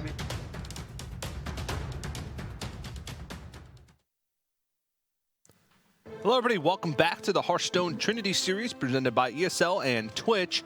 My name is TJ, joined by Frodan. Were you going for a high five there? You were swimming to me. Mm-hmm. It was just you went like a this motion. I had no idea. It was just a dramatic intro for a dramatic all I took was individual. CPR classes, so I didn't know how to react to that situation. An aquatic attacker. Yeah, exactly. So Yeah. I was ready to do mouth to mouth, DJ. Aquatic defense classes aren't usually something that are taught really anywhere. So I don't blame you. I apologize for that if I frightened you or if I frightened anybody at home. We sincerely apologize from everybody here at the Trinity Series. We're sorry. No, TJ, you're sorry. Don't drag me into this. I'm just trying. These hard-working production people. I'm just trying to deflect blame. For an independent decision that you made. All right, Hashtag TJ must resign. Don't, please don't. Hashtag TJ, please stay. You were on camera. That's basically perjury. Hashtag TJ's the best. Hashtag please don't do that to TJ Frodan. I think we're going to start a straw poll for the fate of TJ. All right, Luminosity is going to go to Dragon Priest, the deck that a lot of people thought was weak against Jade Druid for a while, but have since realized the truth that Dragon Priest gets onto the board way too fast on average. We'll find out if that's really the case here, because Luminosity's hand is a little bit light on the dragon synergies. They could have Twilight Whelp. Does that mean they play it if they don't get a dragon? Probably not. So we'll see what ends up happening. First couple draws here. Now, just to update everybody on the stakes here, because there are high stakes for this matchup. If Luminosity wins, they are through to the playoffs as the fourth and final team, joining Complexity, Complexity, Team Liquid, and Virtus Pro. If Luminosity loses, then Tempo Storm, who's waiting, they're watching this match at home, rooting for Cloud9, trying to hope for the comeback. Because if Luminosity loses and Cloud9 takes the victory, then Tempo Storm is the fourth and final team that goes to those live finals. So lots on the line here. Luminosity, they seemed a little bit more joking in the last matchup, but we'll see now that the series is starting to get a little bit closer, how serious they're going to be moving forward in this game. It's kind of hard not to be in a good mood if you're Luminosity. You got off 3-0 to start off the series, and yeah, you lost a game, but you're going to lose games in a series this long. It's very unlikely that you just sweep every single time. So they're in a dominant position. I wouldn't be sad at all if I was them. Yeah. Well, let's go and listen into Luminosity as they navigate through these early game turns. And Whelp? Talon Priest? Oh. No. Well, the Whelp challenges the next Jade. He's going to play a Spirit, though. And then the 2/7 challenges the Spirit. Challenges the Spirit. Yeah, the best. 3/4 is so good. Yeah. Play the 3/4. And we're going face? Yeah, I think we go face. It's going to be a 2/5 after this. Yeah, we go face.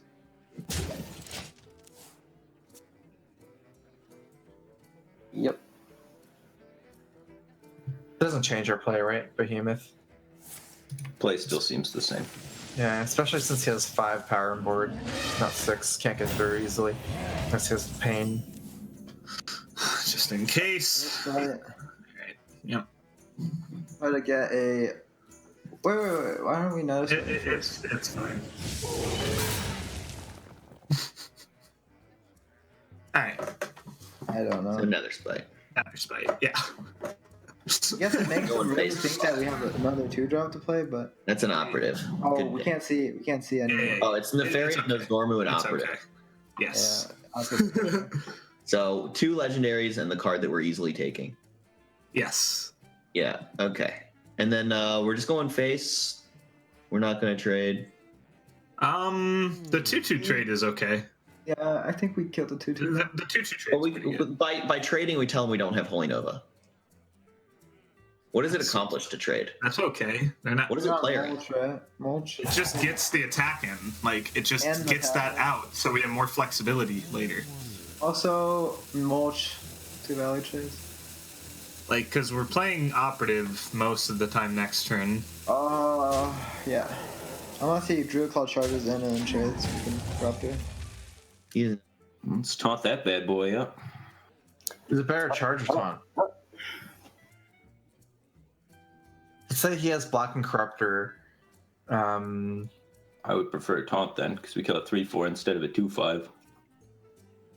Taunt has to. Yeah, I think Taunt's better. Yeah. Where shall I start? Like the reasoning there behind Cloud9, Druid of the Claw ended up being a massive pickup, because if they didn't pick up Druid of the Claw, that turn would have been Nourish. And Luminosity would have ran away with the board. So now they have a pretty decent curve going Jade Behemoth into Ancient of War. Jade's are starting to ramp up. Yeah, but the Shadow Word Pain #2 is devastating, I think. Ooh, I have a whiff here for Dragonoid Operative. Not really picking up anything of substance. There's no real choose effects for Fandral to get bonus off of. Wild Growth's really useless for a while. And then Jade Idol. I mean, Jade Idol is something that you can fit your mana curve in, but it's nothing really important either. They're just picking Fandral because it's the straight-up best value minion. 4 mana, 8 stats. Probably the best you're going to get. Yeah. Jade Idol will have to shuffle into your deck and then draw 3 more copies of Jade Idol over turns. That's when you can get value off, and there's no way the matchup goes at that long. Mm-hmm. So, Cloud9 has the Jade Behemoth this turn, but this is where Blackwing Corruptor or the Shadow Word Pain is going to be really devastating. All right, well, let's listen to Luminosity. They have a few good options here. Let's see what they want to go with. Or we could double well heal a guy. Double well peel a guy makes a lot more sense actually, because we can trade in the 3/4 and heal it up to 3/3. We leave a 5/2, a 3/3, 2 2/3s, and a 1/3. That's not weak to anything. Yeah, I like this a lot. We're going into his 5/10 turn. Yeah. So do that. Do this. This. That. Masterfully executed, Zalay. Wait, why didn't we heal the 5/2? Because this plays around swipe much better. They don't run roots, so it's only Wrath on the 5. Isn't swipe fine because of how badly its mana utilized here? No. Yes. We have nothing on the board now. I mean, they have the same swipe now, it's just worse. And now we have to make this trade anyway, so we played the best into it that we could. Oh, Corruptor. Yeah. 2, 2, 3. Corruptor, trade. Yep. I wield the power. Is it better to get the cleric mana out now? No. But the thing is, we don't have anything. Maybe it is. Maybe it is. We don't have Maybe it anything to is. heal next turn if we don't play. I think it actually like is. I like it. I like the cleric. Because 3 health and 4 health are the same. Yeah, and we don't have anything to heal next turn if we don't play it now. 3 and 4 Wrath that. and there's Wrath, and also... Well, no. He has a Wrath target. He's not going to be able to Wrath Okay. Yeah. I like cleric. Don't forget the last attack. You can't spend 3 mana here very well. 2 mana here very well. Sniping. All right.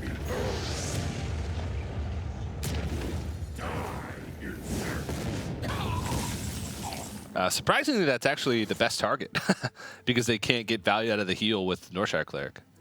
The 5/4. They can, just not in an ideal way. Yeah, not in an ideal way. They would have to sacrifice the 1/3, which being wide on the board here actually has a ton of merit. And Nixia is going wide against Ragnaros. Yeah, it's pretty weak to swipe. I kind of like just Twilight Whelp, and you Twilight Whelp Azure Drake here. Fill up your entire board. That's also definitely a pretty good option as well, because that's going wide immediately than just kind of anticipating a Nixia, which means all your minions have to die and it gets clunky. Twilight Guardian also has a case too, because you can just try and load up with a little bit more stats, but and save your Azure Drake for when you pick up other stuff. But I do like the Twilight Whelp and Drake too. Yeah, super wide. They're pushing 9 more damage here. Going to put Cloud9 sub 10 health. Story of the series is Cloud9 draws Ragnaros, Luminosity ignores it. And a second Nourish. They're only going to have 4 mana remaining after this Nourish unless they draw Innervate. If they draw Innervate, that's another piece of removal that they're not drawing. And all minions, it's all minions. And that's going to be game, no matter what they hit. See, if they hit 5/4, then there is 5 damage plus 6. That's 11. Yeah, no way for them to survive. And Luminosity is cruising up 4-1, only 2 games away from locking up a playoff spot. Until he puts that check mark on that tiny notepad, you know you're in trouble. Yeah, because that means they won. Yeah, it does. But now it's maybe it's a death notebook. Like Soleil actually found a death note, but maybe instead of like his opponent's dying, it's more like whatever he writes comes true. You never watched the anime, I'm guessing. Wow. All right. All right. Well, this is awkward then. The only anime that I've ever watched is the one true anime. Digimon Digital Monsters. Oh my god! I can't believe I'm casting with this guy. Jesus. I'm gonna have your internet privileges revoked, DJ. You want to know my favorite anime of all time? I'm calling Time Warner right now. You want to know my favorite anime of all time? You just told me. You the only Rugrats. You don't even know how the theme song goes, TJ. Yeah, I do. No, for real though, I do like anime. South Park gets me every time.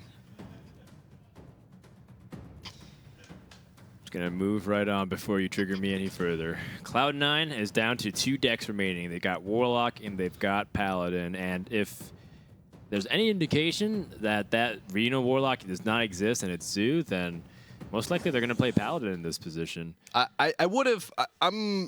I loved the way that you phrased that earlier. It was beautifully crafted. I wanted to say I liked the way you phrased it earlier, but it came out as love. I don't know. But when you said that, if they had Reno Warlock, they would have played Warlock. You're flowing with I'm so flustered.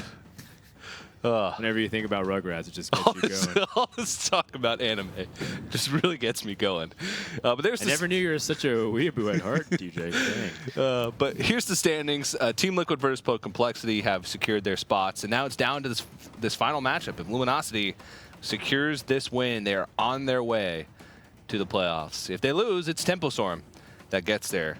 Again, here's the prize pool that we showed earlier. A huge jump in prize pool once you make it to the live final. Securing top 4 guarantees you at least $15,000. That's $5,000 per person, which quite a bit for one match a week that these guys have been playing. It's a big prize pool. $75,000 for first place is a lot. Yes, it certainly is. And we're going into the next game right now, game number 6. It is the Paladin, so all signs point to the Zoo coming here from Cloud9. Now, we have seen Paladin do the unthinkable and win a ton of games. Cloud9 is going to need it to win a handful in this position. Having Zoo try to sweep their opponent is going to be really difficult if Priest still remains from Luminosity, but we'll see. We'll see. Cloud9's on the coin right now, giving them more access to a lot of cards. The primary thing they're going to look for is board stabilization and Finja. They're hard mulliganing everything for Finja. Don't find it. Doomsayer's not bad. Doomsayer's actually really good. A lot of times, Priest doesn't have a way to deal with Doomsayer, even as late as like turn 4. You know, if they have a 1-drop, or a 2-drop, and a 3-drop, sometimes that can't even challenge a Doomsayer. Let's go and listen to Luminosity as they discuss the final parts of this mulligan. I don't know. Die if we don't. Shield. It's not the worst thing ever, but this is so much better when we draw a dragon now. Like than if we had a shield as well. Honestly, them coining Doomsayer is just fine. It's quite good for us. They're here. Yeah, you just pass. Yeah. And if they don't even play anything, you can even wait longer. Are you mocking me? Can you wait one more? So what's the biggest thing in play is a 3 attack guy, right? That's still only 7 power. That's still only We're giving him a free draw though off the cleric. No, we're giving him the draw no matter what. Wait, what do you mean? Wait. What do you mean? Lower free the draw? odds of them having pain by playing Doomsayer now. If we wait, then he plays 3-drop, then he gets to trade and draw, and then He gets 3 extra cards if we wait a turn. You get 3 extra cards to draw pain. Okay, sure. Killing cleric's really important. Girl, heal his Doomsayer. Yeah. Please.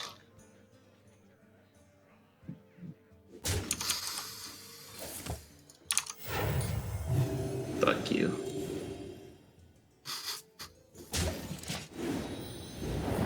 Good talk. What you giggling about, TJ?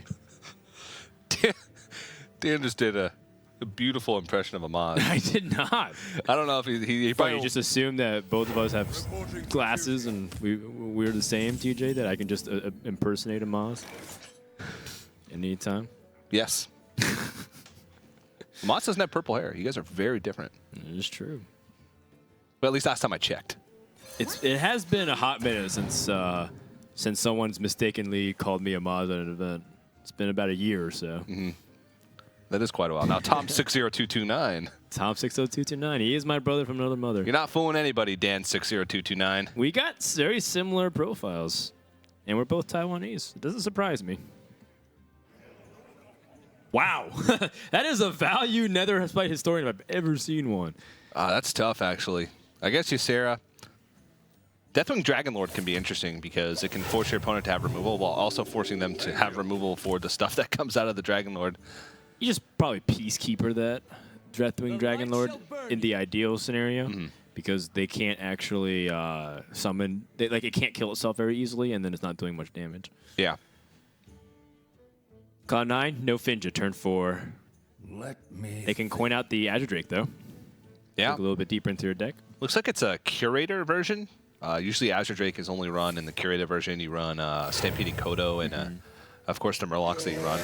True that. But let's go and listen in now to Luminosity. Azure Drake has been the bane of Priest for a long time. Let's see how they want to deal with it. Well, did you consider the Dragon Pally? No, I didn't. But Valley trade. Yeah. Wait, what? We're making a 3/6 and trading? Yep. Yeah. Sounds good. Good talk. Good talk. It actually kind of matters which one we played there, but I moused over it, so I committed to it.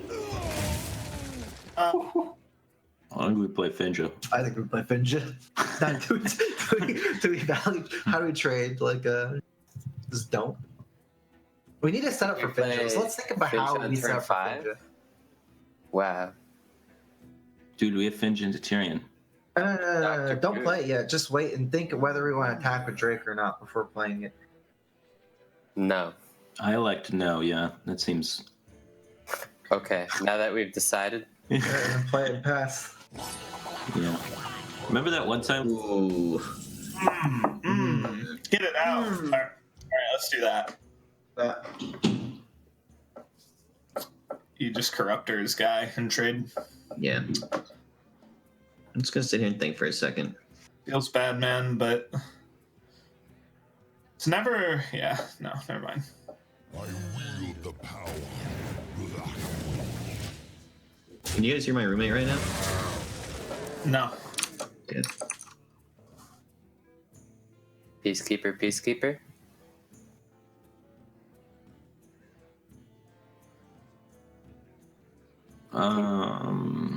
You like equality better?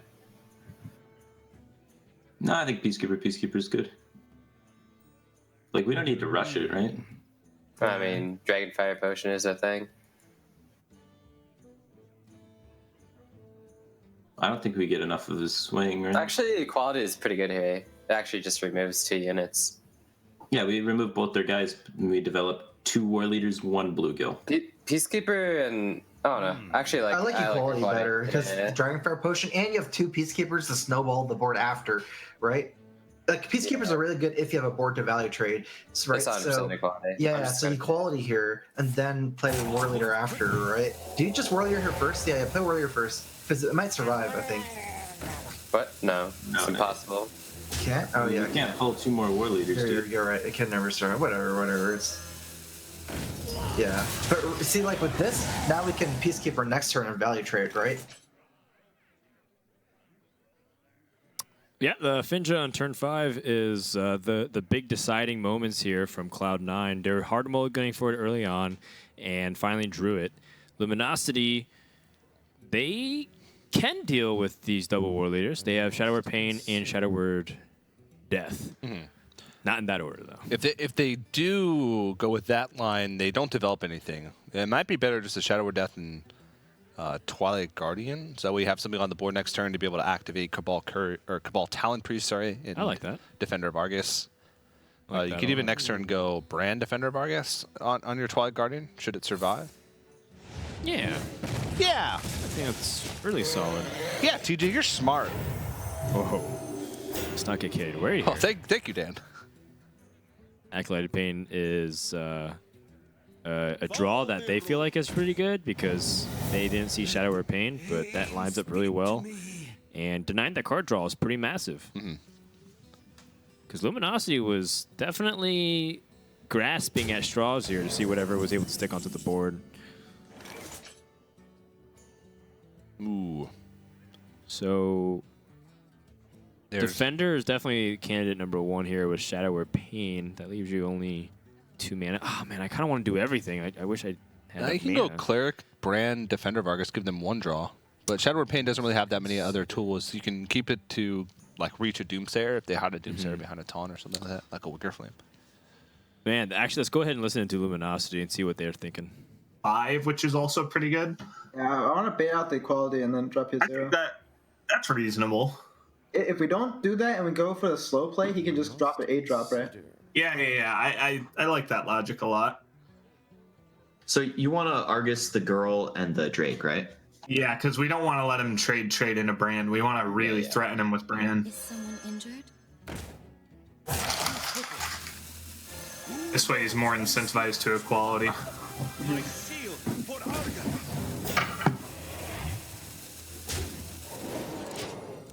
Solemn Vigil, nice. Huh. Oh my god, Curator. Double trade Rag. I was looking at Consecrate, but I don't like it because you still kill Brand. You do get a good Solemn Vigil, but I don't think it's good enough. You can activate it later. I like double trade Rag or double trade Tyrion. Tyrion would get more control over it because if he kills it, we get the weapon. Rag's more susceptible to death. Tyrion is better than Rag in every situation, unless Rag hits the Brand immediately. Would be a reason.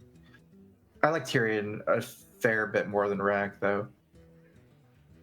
You kill more stuff if he has death and it has taunt. Like, say Rag misses, he can face race us. Wait. Rag baits out the death for the Tyrion, and Tyrion's better if he has that. Like, it's not. I think it's about tempo right now. It's not about value. It's about tempo. I mean, Rag Tyrion's more tempo for sure. Okay, sure. Yeah, so you get to transition the weapon into board control faster. Because right now, our priority number is dealing with Brand, right? That's the thing. If there's no Brand, I would play slower maybe, but we need to ASAP deal with Brand. And Ragnaros could kill Brand, but I don't think that's reliable. Right, I mean, it's just a 2/3. Like, I mean, yeah, you should. I dream and the world trembles.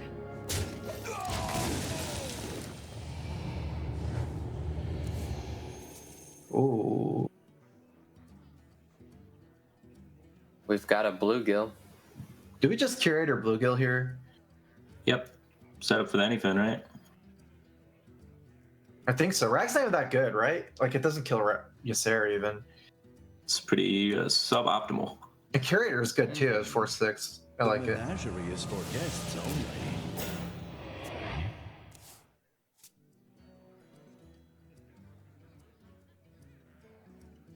They have Kodo in hand now, right? They drew 2 off that. Yeah, ooze, please. Or tech cards. Ooh, that would be so sick.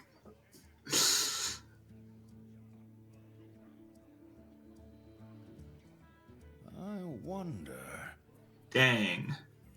And then Nova trade brand. You can, well, hold on. You're always double buff manning something. We could double buff brand. Well, we think they have Kodo, right? We could jam the Twilight Well. You can jam. You could. I don't like jamming the Twilight Well. If they play Kodo though, they can't. Okay, yeah, I see what you mean. I'm okay with buffing the brand. I kind of like it. We don't have anything to pair brand. I like it. I like it. Yeah, I like so it. buff on brand. Buff brand. Brand into Tyrion. Ysera into 4/6. One Nova. Yes. Yeah. And then you're gonna heal one of them. So, which one's better to heal? So if they anyfin us, the things are at 6. We think they're Kodoing, so I want to heal the Ysera. Well, they could just anyfin if that's their play. Okay. I don't know. Yeah. Either one of them is fine. I like healing I like the Ysera brand. too. Okay. Brand though. I don't have this strong opinion, so. It plays around anything, right? Sharp Yeah. at 6. Yeah. We'd rather him Kodo than anything. Sure, 100% sure. God, if that Laugh and Sister were a dream. Well, not the best Ysera cards, or at least not in that order from Luminosity, and it looks like anything can happen. Might be able to stabilize this board enough for Cloud9. Yeah, so 2 bluegills come out as 6/3s. Oh, and Fincho, of course. Can't forget about that guy. Yeah, he's just a big body on the board, and now it's up to Cloud9. Most likely going to see them trade into Ysera here. I don't think you can... Yeah, don't want to leave up Ysera because of the threat of Ysera Awakens as time goes on. Ooh. Brand getting that Technician as a 4/6. I mean, these are cool things, but it's a little too slow. Yeah, and their best draw there would probably been Draconet Operative into their own anything can happen.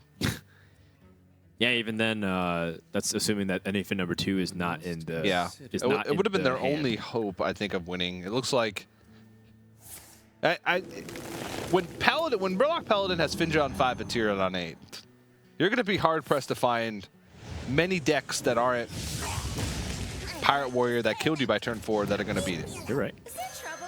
Now, granted, this is still a reasonable push here coming from Dragon Priest. It's just that if Cloud9 finds one equality, that's it. They can't even answer Ragnaros here. Well, Choose Silver Champion's a dead draw at the moment with the Ashbringer equipped. But lots of options here for Cloud9. Let's go ahead and listen in. I just think it's very likely it goes off since his only card's a dragon. He needs to top deck. Yeah. Let's trade into the 3/5 and Soul and Vigil first, right? That we have 4 mana after, so we have 6 mana. Then we can go Doomsayer and whatever, like Peacekeeper even. Can I just sack the Finja for Soul and Vigil?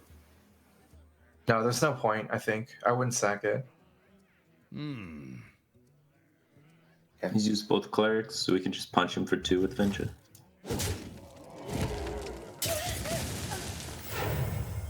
Nice. Move quickly. So Doomsayer, and is the Murloc War Leader better because it's second anything or not? No, right? It's We actually should bad. play around Corruptor top deck so that he only has Pain as a top deck. No. Otherwise, the Peacekeeper. Peacekeeper and 4/6. Peacekeeper and Yeah. 4/6. Yeah. Doesn't really play around it though. Oh yeah, it doesn't. But it's just better, right? I guess. I don't know. There's no reason to play the War Leader. War Leader actually messes up our Anyfin #2, I think. Like it's Affect our brand. Yes, brand gives us higher odds of winning. So Yeah. And we kill the 3/3. yes, and then we heal our brand. I think they have it though. Oh, I mean, they probably have it, but either way. But yeah, I mean, like, probably don't want Kodo, so that's. We Yeah, still like- haven't coded though. Yeah, but It's on the board. just play the Anyfin, right? Oh yeah, the Anyfin. The Anyfin's a great presence on the board. Yeah, play that. I think we jammed the Anyfin. I think we play Anyfin. Just play it before attacking. We'll see what happens. I don't know what We happens. might kill him. He's dead, right? He's dead. Well, okay. I guess we always kill him. There's almost no way. Because Finja If we get Finja, blocks a war leader. We get Finja and 3 war leaders, or Finja and 4 blue kills. Yeah. That's got a good emo hair going on. I like it. Yeah, he's just getting ready for whether they win or lose. Well, yeah, I guess because it doesn't matter. Bro. It doesn't matter. 'Cause nothing ever matters. It was all for nothing. Sadness is a state of being. It's a way of life. Yes. Well, we'll see. Cloud9 starting to come back in the series. Murloc Paladin. We've seen it be able to have sweeps before, but they are still down. Now Luminosity has the counter advantage. Cloud9, we've pretty much pinned them on Zoo because they've had great opportunities to play Warlock, including that last match against Dragon Priest, and they haven't done it. So we can put them on Zoo. And taking a look at the side of Luminosity, they have their own Paladin, they have their own Warlock, they have Druid, and they have Mage, which, guessing it's Tempo Mage. Yeah. And if it is Tempo Mage, I can imagine it's going to come out now to sneak in a win before Zoo comes in. Just because Tempo Mage is one of the matchups that Zoo can thrive in. Yeah. Actually. Yeah. Zoo might have a really good chance here. If they got past the Dragon Priest, Zoo can give a lot of these decks some trouble. It definitely gives. It's definitely favored against Jade Druid, very much so. Against Reno Warlock, I still have to imagine that it has an edge because I think things like Fellfire Potion and Abyssal Enforcer, cards that people thought would kill Zoo. Well, one, Fellfire Potion is not even ran in a lot of Reno decks, and two, Abyssal Enforcer is pretty slow. If you can afford to get to turn 7, usually it's like they're having a much more significant board than just 3 health on everything. And Demon Wrath is not a good early removal tool. Right, exactly. So for a while during the Karazhan meta, even though Reno Lock was still around once in a while, Zoo was widely considered to be favored against it. This also translates to Whispers of the Old Gods. So yeah, man, maybe Cloud9 might actually have something going on here, TJ. We were talking about how right now Luminosity was in a down position moving forward, and they still are. 4-2 lead is still very cushy. But if I was Luminosity, I'd still be kind of wondering why the Warlock hasn't come out, and I have to imagine that it is a Zoo Warlock. Either that, or for some reason Cloud9 just refused to play this Warlock for some odd reason because they have something completely new ready to hit us. Is it possible that no? If it was Handlock, they would have played it against because they did bring Priest. Handlock one week. Yeah. They would have played it against Priest. So it's just a really peculiar situation that leads us to believe only one thing, that it's Zoo. And we were talking on the way into the studios today.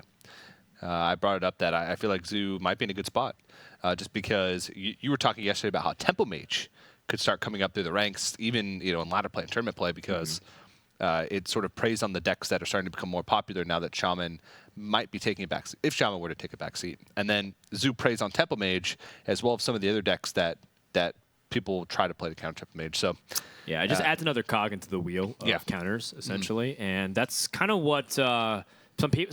So there's a section of players that really enjoy that, because they enjoy that there's different kinds of decks that you can diversify the field, and you as a result... you have a wide variety of playing control decks, aggressive decks, board control decks, aggro decks. The other possibility is that people really don't like that kind of style because there's too much to count for in the field.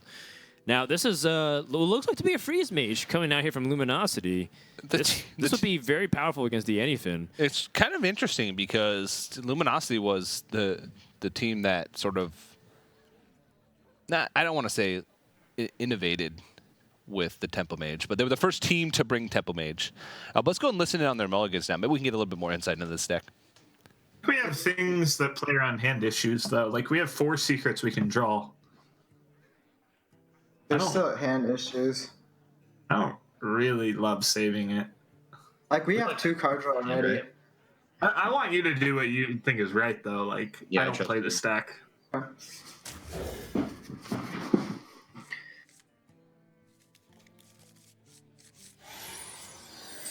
Like, block is like significantly worse than barrier, right? Because play second block. That's a good card. That's a really good card. Why? It just stops pressure. No. It's just good. It's pretty hard for them to kill. I like slamming the pyro. Actually, wait, you concluded he's Reno already? No. We're here, Pyro. Yeah, I think so. I mean, unless you got some sick read, like your gut. I read it sees tempo. Okay. Yeah.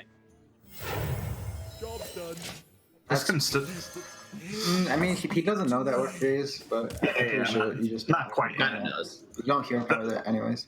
They'll think about it. Okay. We can just ping our acolyte. We can ping our guy, yeah. I'll try to ping our acolyte. That's pretty dumb, right? Okay. I mean, yeah, it's pretty dumb, but I want to go novice and then Doomsayer this turn. That sounds pretty good to me. Yeah, I kind of like the way Chalky phrases. He says, you know what? I'm just going to trust you, Frozen. I don't play this deck. That's not true at all. Chalky's biggest tournament win, I believe, in his history, in his career, is DreamHack Austin last year, and he had Freeze Mage in his lineup, I believe. Did he? Didn't he? Didn't he play like Freeze Mage, Control Warrior, Control Priest, and Control Paladin? Maybe. I think it was something like that. Maybe Freeze Mage was banned a lot because of the control meta. Right. I don't know, because I thought he brought N'Zoth Paladin, N'Zoth Priest, Control Warrior, and Freeze Mage. I thought that was his lineup. Yeah, maybe you're right. Yeah, it's been a long time, but he's played. He also played it at Seed Story Cup. Right. So I know he's played it recently. He didn't have much success on it, and he actually had a pretty big blunder at Seed Story Cup that cost him a game one time. So I would trust Frozen on it. Frozen has had tournament performances, high tournament performances with Freeze Mage. He's also been high on ladder with Freeze Mage at the end of seasons. He, most notably for a while, around the DreamHack Austin time, was playing Reno Malagos Freeze Mage with about 4-2 up, so like 8 total, duplicates in the deck. Frostbolts, Ice Lance, Fireballs, and Arcane Intellects, I think. That is so much draw. Yeah, that's all the draw that he really needs. And Luminosity's in a really good spot here. They actually do have to consider about if they're drawing too much. They're at how many cards right now? 8. So Arcane Intellect puts them at 9. They can still get away with playing Arcane Intellect. Looks like they're just going to try and get stuff out of their hand. Yeah. 2 ice blocks is a little bit unfortunate for Luminosity. They want to have at least ice bears so they can play some of those cards. Ooh, they might feel like they need to ping off their own. Yeah, ping off their own Thanos. It's a little bit annoying for card draw purposes too. They ping off their own Thanos to go to 9. Arcane Intellect brings them to 10, so that's actually super awkward. They can't really do that. But let's go and listen to Luminosity, see what they want to do. You just fireball his face and then ping the Thanos. Fireballing his face is like that's pretty bad. That's all right. It's fine, yeah. Like, you force healing out of them. They can't just stay at 28 forever, or 22 rather. Like, yeah, Rag Light Lord is obviously free, but if they have to forbidden healing at this point, that's great. Oh, that's a good draw. We just attack with War Leader now? Oh, if you're War Leader, should attack with the Finja. 100% attack with the Finja. He's not going to play a minion into it. Yeah, I saw the Barns, and then it just, like, bugged. I like Barrier Torch. Murloc, of course. I think it's pretty straightforward. Don't want to use freezes yet. So they could have Rag this turn. Yeah.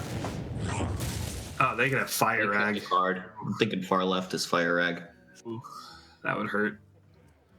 You get more damage against freeze by playing War Leader. I don't see a reason to play Tyrion over War Leader or Peacekeeper. Because you get 2 more damage. If they freeze, your board's the same. What's the reasoning for playing Tyrion? You start getting it dead, so you can start Ashbringing him in the face. But he's never clearing it, it's just freezing. I actually like the War Leader. You can clear it yourself with Pyromancer. But you're not going to try to clear You're not going to go Pyro Equality after playing Tyrion. That just sounds dumb. I like the War Leader because it like he nuked the last War Leader. It might bait out some burn, and since this deck doesn't have healing, like we want to bait out burn if possible. Sure, baiting out burn sounds like a good way to do it. He's definitely not going to burn the Tyrion. Yeah, because that helps us. Yeah. But yeah, unlocking that 15 damage weapon, man. But there's no way you actually equality next turn kill your whole board, especially since there's a barrier. It's not even enough damage just for the 15. Eventually, he starts. Eventually, but you know, we want to set him low enough for that first, right? That's why there's no reason to play Tyrion this turn. Well, Luminosity drawn a lot of cards early on in the game, but they still haven't picked up some of the crucial minions that they need. Yeah, well, right now they need to stall, and they need to assemble the combo pieces with Evolved Kobold. So picking up Ice Lances is really important with the Frost Bolts, picking up, the Emperor Thorstand to discount everything, and if necessary, they could also stall with Frost Nova, but not on stream. So Arcane Intellect, I think, first can help you dig a little bit deeper. I wonder if they're concerned about their life total at all. Maybe they don't have to Frost Nova this turn. There's a lot of health to still chew through right now. Ice Barrier, ping off 1/1. They might be able to get away with another turn also because they have Blizzard now, so they can just stall. They do not want to play Novice Engineer, that's for sure. That would evoke the. They're going to play Novice Engineer. They need to ping it off in the same. Yeah, well, they don't need to. There is a chance for like Cloud9 to fill up their board, and then they can play Novice Engineer and not kill it off because since it's a 1/1, they can't trade minions into it and then, right? Like trade the Finja into it to get minions. So.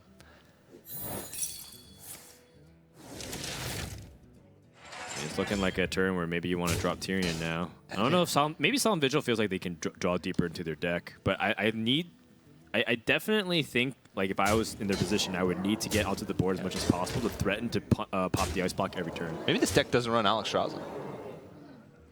Yeah, I don't think any Fen Paladin does run Alex Strausen. The old Trinity switcheroo. So you're saying Luminosity doesn't run Alex Strausen, even though it's right there, literally on the second to the right card. Yeah, we had here? the debate earlier, and you pointed out, and someone else pointed out on Twitter that it was actually one of the mulligans. I know. So I looked. You made me look silly, Dan. I did. Yeah. Touche. Well played. To your own volition. The light shall burn you. All right, let's go and listen in now to Luminosity and see how they're playing on delving out this burn. Bottom, in case our Emperor's on the bottom. Alright, so we can go draw Blizzard. Yeah. We can do that. That is a valid play in Hearthstone. Whoa, I thought that card was in Wild. This is getting good. So we've got 4 pieces. One more piece. We need one more piece, I think. We need one more piece, and then we can do 30. So, you know, if we Pyro Quality and we hit a Bluegill, we set up lethal. I think it makes sense because there's very likely they have 2 Novas and a Blizzard left, and we're not going to pop them anytime soon if we don't get our weapon out. Although we still need a board because they can Frostblow our face. Sure. But we'll still have more minions, right? Our deck has a lot of minions. Pyro Quality? I think Pyro Quality. Yeah, Power Quality. We keep the Finja, too. That's true. It's probably good. Acolyte's good. And do we, which one? We just play Eldor? Yeah, we do.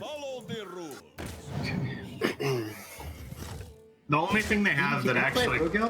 He didn't play a good No, Bluegill. he did not play a Bluegill. So... How does he deal with Emperor Nova? Yeah, how bad is Emperor Nova? Deal with Emperor? it's fine, right? Yeah, we don't have any 4-mana draws in the deck. It's like Roaring Torch and cheaper for burn. So How does he deal with Emperor?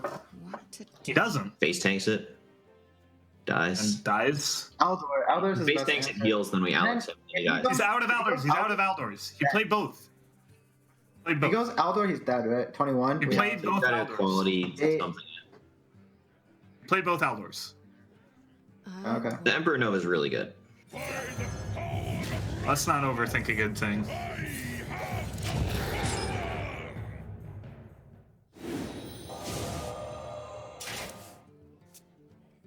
All right, Todd's good. That's good. The menagerie is for guests. I think he's just gonna one-shot us though.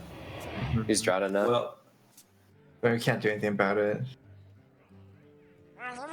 We Wait, trade. so what do we attack? Do we trade?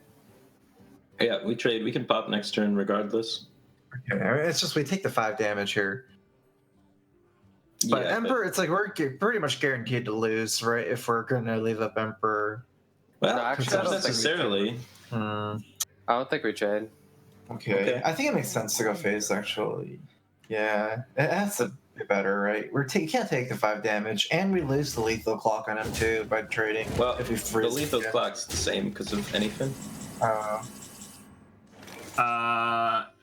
So you can novice into 2 cards to win. Yeah, you can novice into 2 outs. Could also Alex him. I like just novice. Yeah. We're gonna get another Emperor tick. We're going to win. Right. We could go think we Alex and then full combo as well. What to do? Right. We could Alex and then Evolve Kobold. So I say we Start with this novice. Yes, start with this novice. Let's see if we kill him right now. kind of like Blizzard. He's not dead. All right, That's so we're good gonna kill him enough. next. Like, we have lethal next turn no matter what, right? Because Yes, 7. we don't quite have 30, but we've got an Emperor on the board.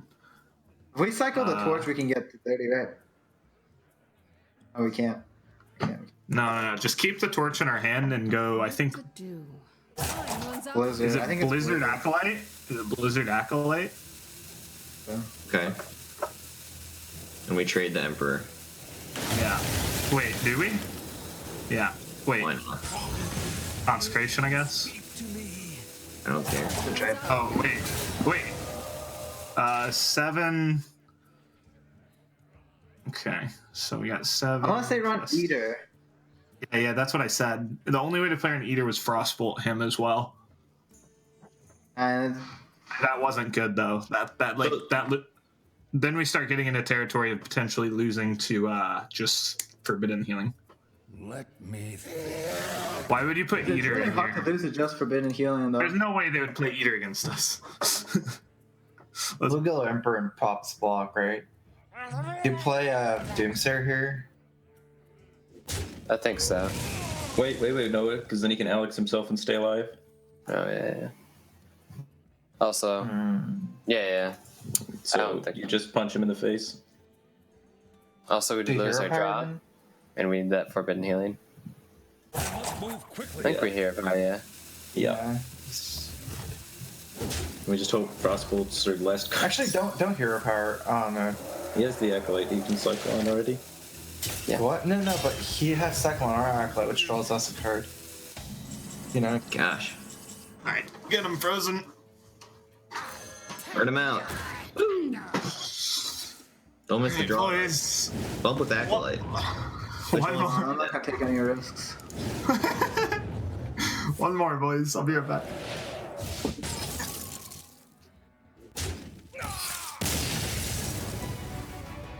One more, boys.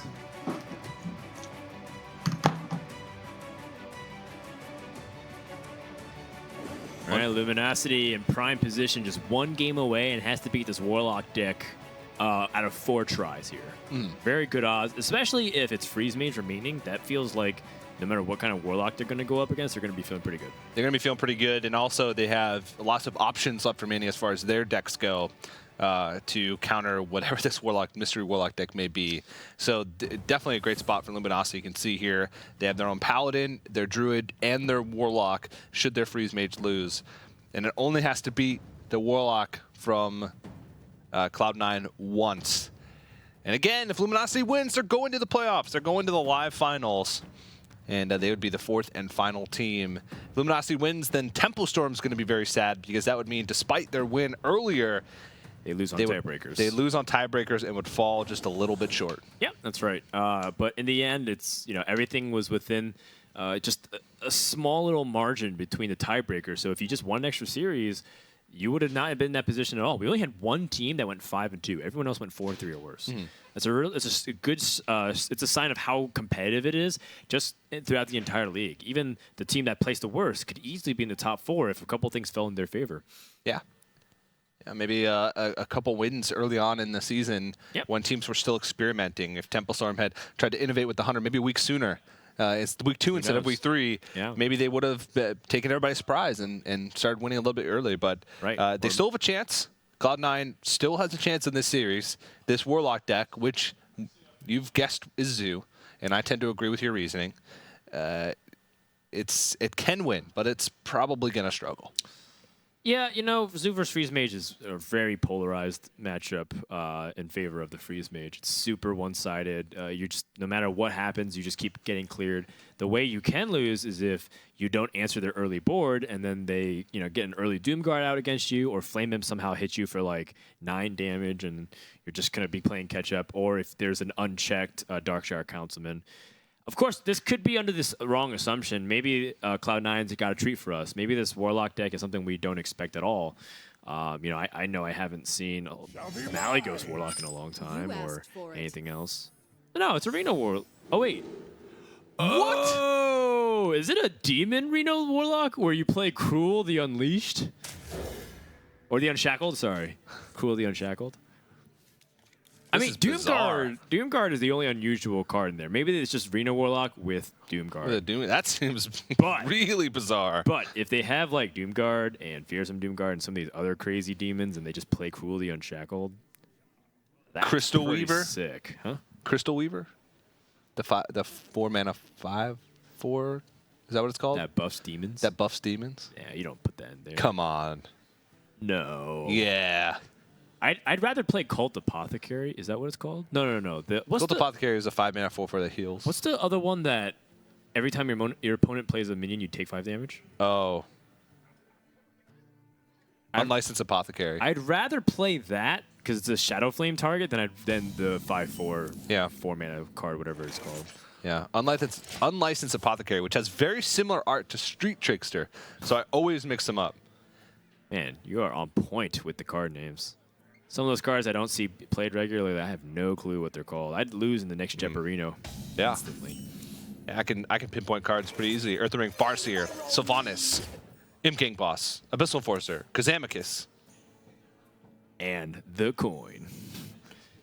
Sound like a movie trailer starring who's going to be in the movie.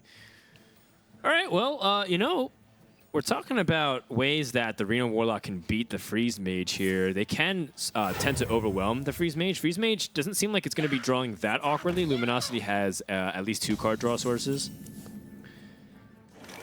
The real key is whether or not Luminosity can weave in a lot of those hero powers and force Cloud9 to Reno Jackson before they play Alex Straza. Yeah. Let's go and listen to Luminosity, see if they've picked up on what type of Warlock this is yet based off the decisions they've made. Yeah, I couldn't tell it was a British caster impression. Ooh. Good. I like Frostbolt. Oh, Fireball's better probably. You want to Fireball the brand and trade the 1/1? Thinking if it's better or not. I'm pretty sure it's better. Frostbolt ping. Brand's scary, right? Because Zakis is a thing. The only question is if you want a Frostbolt or Fireball. I'm pretty sure we want a Fireball. We want to Fireball it. We have an Ice Lance in hand. It's like not even close. It's a little bit close. It's kind of close, but I like Fireball.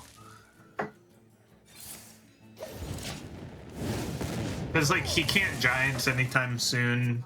His Drake's not very big and scary. We'll be fine. So we trade in Argus 2 minions? I don't think tapping to get Mountain Giant earlier is worth it because we lose so much damage. It's not going to be worth it. You know what I just thought? What? Slam Kazakus?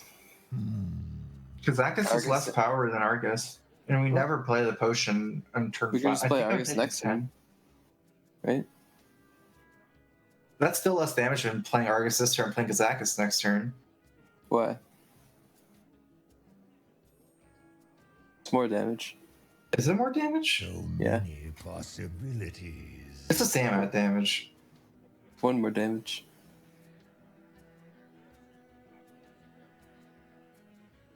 Because I don't even want to play Kazakus next turn. Oh, okay. You do you. Yeah.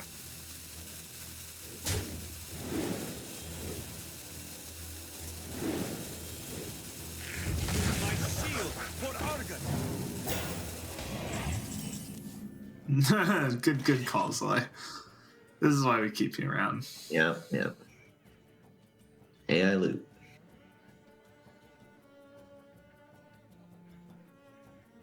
I think if it's better to get the block down. Sometimes it is. But our hand isn't perfect. We kind of have to AI.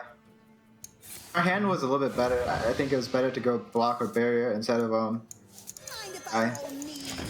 I would tend to agree with that, but our hand kind of sucks, so we needed to find a play for next turn.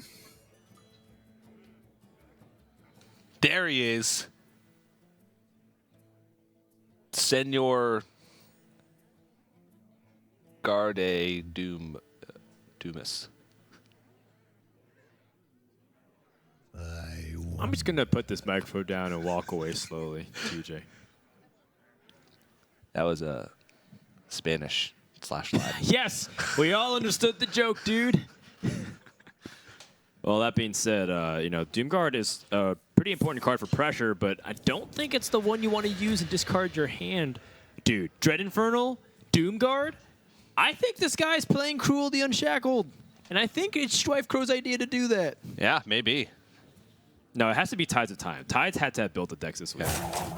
I know Firebat probably wouldn't let them do that. The Cloud9 strategy has seemed to orient around having one player primarily build decks and inform the other players about the lineup strategy. Yeah. Because they felt like it's easier to plan around what to do if one person can understand what their game plan is, as opposed to everyone collaborate on like a few decks and have a mishmash of different lines of thought. Well, Luminosity starting to take some pressure here, and it'll be interesting to see if they expect sort of a demon package. I mean, nothing that they've seen so far has indicated that that'll be the case. But they might be in a situation where as soon as that crew comes out, they'll be in some trouble. Let's go listen now to Cloud9, see how they want to navigate around these turns. Nice. It's not Mirror Entity. We're safe. And then from here, we're mostly looking to maximize our life, right?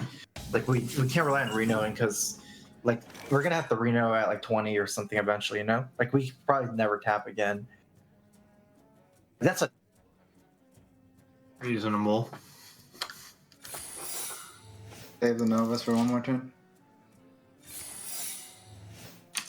Yeah. Of Doomsayer, right? He's gonna start freezing the board every turn. If we play Sylvanas and Fireball Doomsayer, Yeah, we can't do that. I think we can play we'll something. just play Kazakus now. Kazakus He's gonna now. start freezing. No tap. Kazakus, look for 10 mana potion. Or 5 mana. Or 5. Like 10 might Armor be is too 10. slow. You get 10's armor only buff up 3 your additional sword. armor. We do need to play next turn. Yeah, the secondary effect won't be Well, what relevant. about Dread Inferno? It's only 1 damage. Yeah, I think at that point you just tap. I think we play Kazakus, go for 5, look for armor and health. Yeah. Just try and jam that next Our turn. board is literally unkillable, regardless of whether we get plus health or not with Kazakus. Well, just the giant is unkillable regardless. I really like Dread Inferno more, like by a lot. Alright. Play Dread Inferno then. I just have this sneaking suspicion that he's going to freeze our board every turn. Yeah, exactly. I mean, what's wrong with playing this if he freezes our board every turn? And it just doesn't help us, it only hurts us, right? Well, we take 1 damage. Right. I mean, 1 is something, but we can... But now with this play, we can dig for a bigger potion. Like, we never have to potion for armor. Like we're never dying before turn 10, never, right? I don't know. Never. We even have Challenge regional. that That's deck. really weird. Okay, you didn't play Emperor. We're good. He didn't play Emperor, yeah. If he like Emperor Frost Nova's on 9, I think it's very possible that he kills us on turn 10, and we won't have the mana, you know.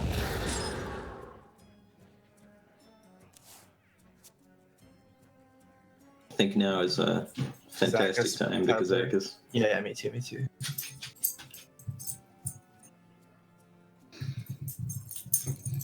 Play Peddler first. Kind of scared of the Peddler. Fills up your board. Yeah. Well, it's fine. We have the Hemp Gang anyway. Yeah. Buying or selling. Well, Weasel Tunneler is good. That's a great one, yeah. Although we can't play it this turn. Weasel Tunneler's broken.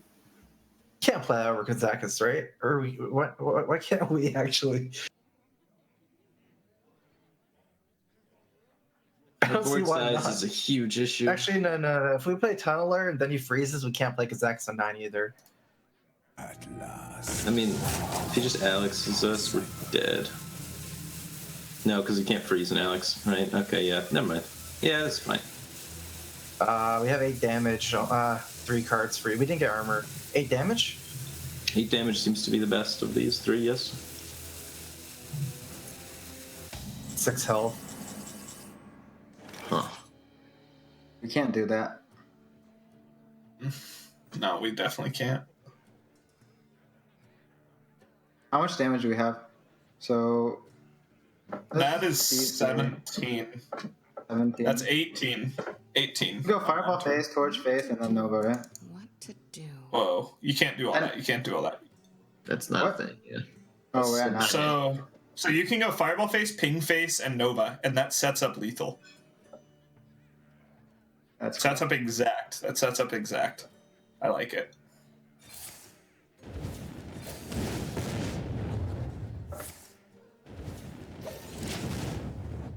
Well, the board is full.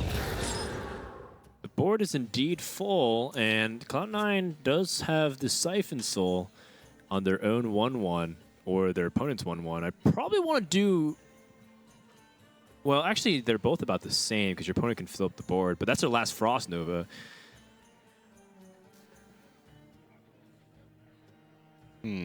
Would you Siphon Soul your own 1-1 or their 1-1? Probably your own 1-1. Because they're not really going to get through. That 1 point of damage I don't think is going to get through. I mean, it's possible if they have like Flame Strike, but you've seen much of their deck, and it didn't look like they ran it. Now, Luminosity is still in a pretty good position here. Even if Siphon Soul is used, next turn they can Forgotten Torch, freeze again with Blizzard. Then should Reno come out, they have Alexstrasza with Ice Block developed to be able to put them in sort of a checkmate situation. So yeah, Luminosity is just in a fantastic spot here, making life really tough for Cloud9. The real painful thing is Cloud9 did not get 10 armor on their Kazakus potion. That could have actually kept them competitive in the game. Weasel Tunneler comes out to play. But now their board's full again. Yeah, but he's gonna Blizzard.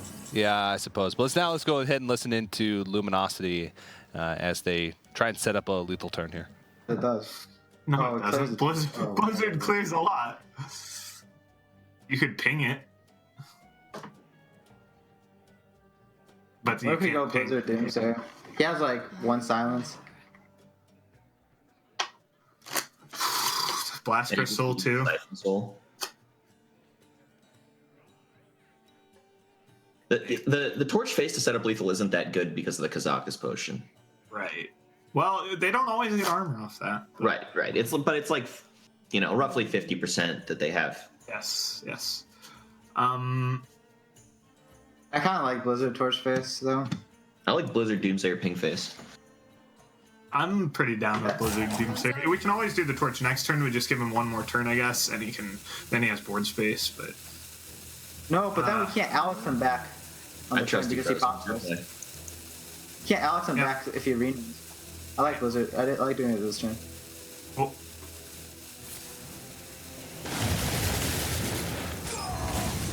You understand what I'm saying? At this game.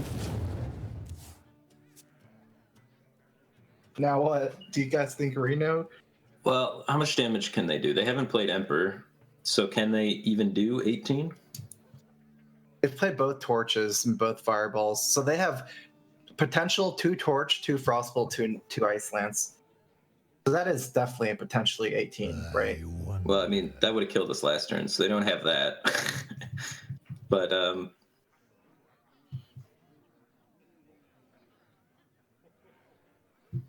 maybe they just need to find 1 torch. I don't know. Check Do out we have big breakpoints, balls? We were just talking about them having big balls. Do we? I mean, if we Reno and they just Alex us, we're dead.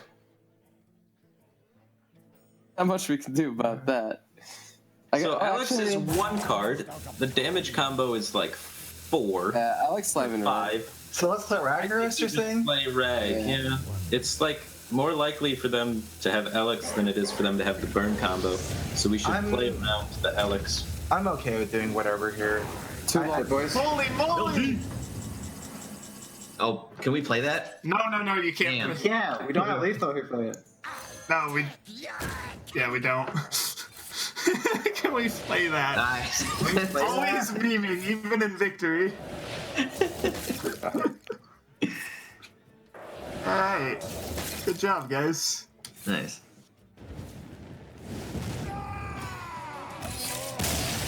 Whew. Going to California. Like, if he goes armor potion, we can go, we can just dome him. Yeah. We just dome him. Yeah.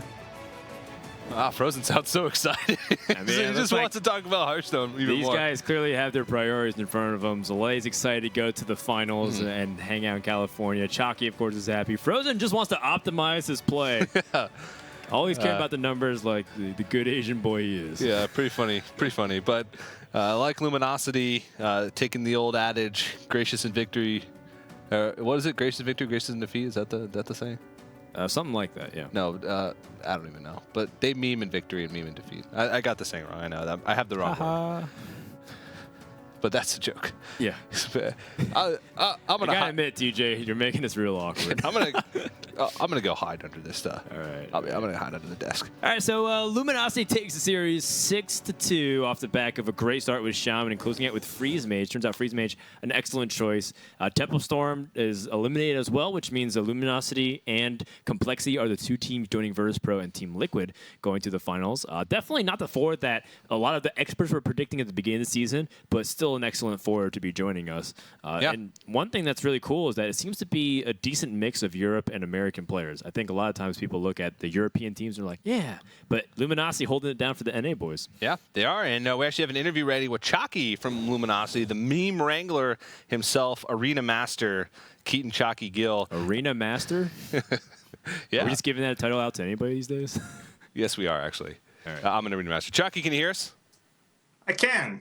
What's up? Hey, so first off, you guys are now confirmed. That's the last match. You go into the live finals here in Burbank. How does it feel?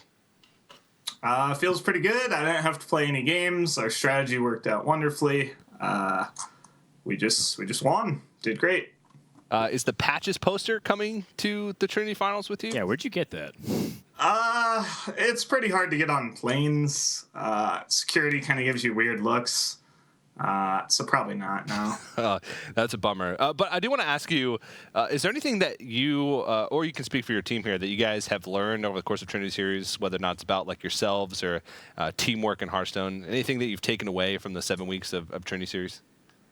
We took away some good things and some bad things, but like one of the bad things, I guess, was just sometimes we felt like we had little control over things. It's kind of funny how in a best of 11, it feels like it comes down more to like winning an unfavorable than anything. But we had some weeks where we thought we had a really solid strategy. This wasn't one of them, given that the meta just changed 2 days ago. So we were pretty nervous coming into this week. But yeah, we learned a lot about communicating and playing Hearthstone in a semi-serious manner together. Not really something we'd done before.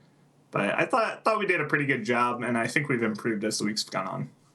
Yeah, definitely. And you guys did bring out some new things this week with Freeze Mage instead of Temple Mage. But I do want to ask you, now that we have the 4 teams that are going to the live finals with you guys, Complexity, Virtus.pro, and Team Liquid. How do you think you stand up against those 4 teams? Because it's not the 4 teams that most people would have expected coming in. Yeah, I mean, if you look at our regular season records against them, we're 1-2, but the 2 we lost were very close, and even the 1 we won was really close. Like, it was 6-5, 5-6, and 4-6. So I respect them all as teams. I think we'll have a tough time, and it's sort of a new meta game, but sort of the same old, just a lot less who goes there. We'll try our best. I think we stand a good chance. All right, well, final question for you. If you had to swap places and live the life of any fictional character you could, who would it be and why?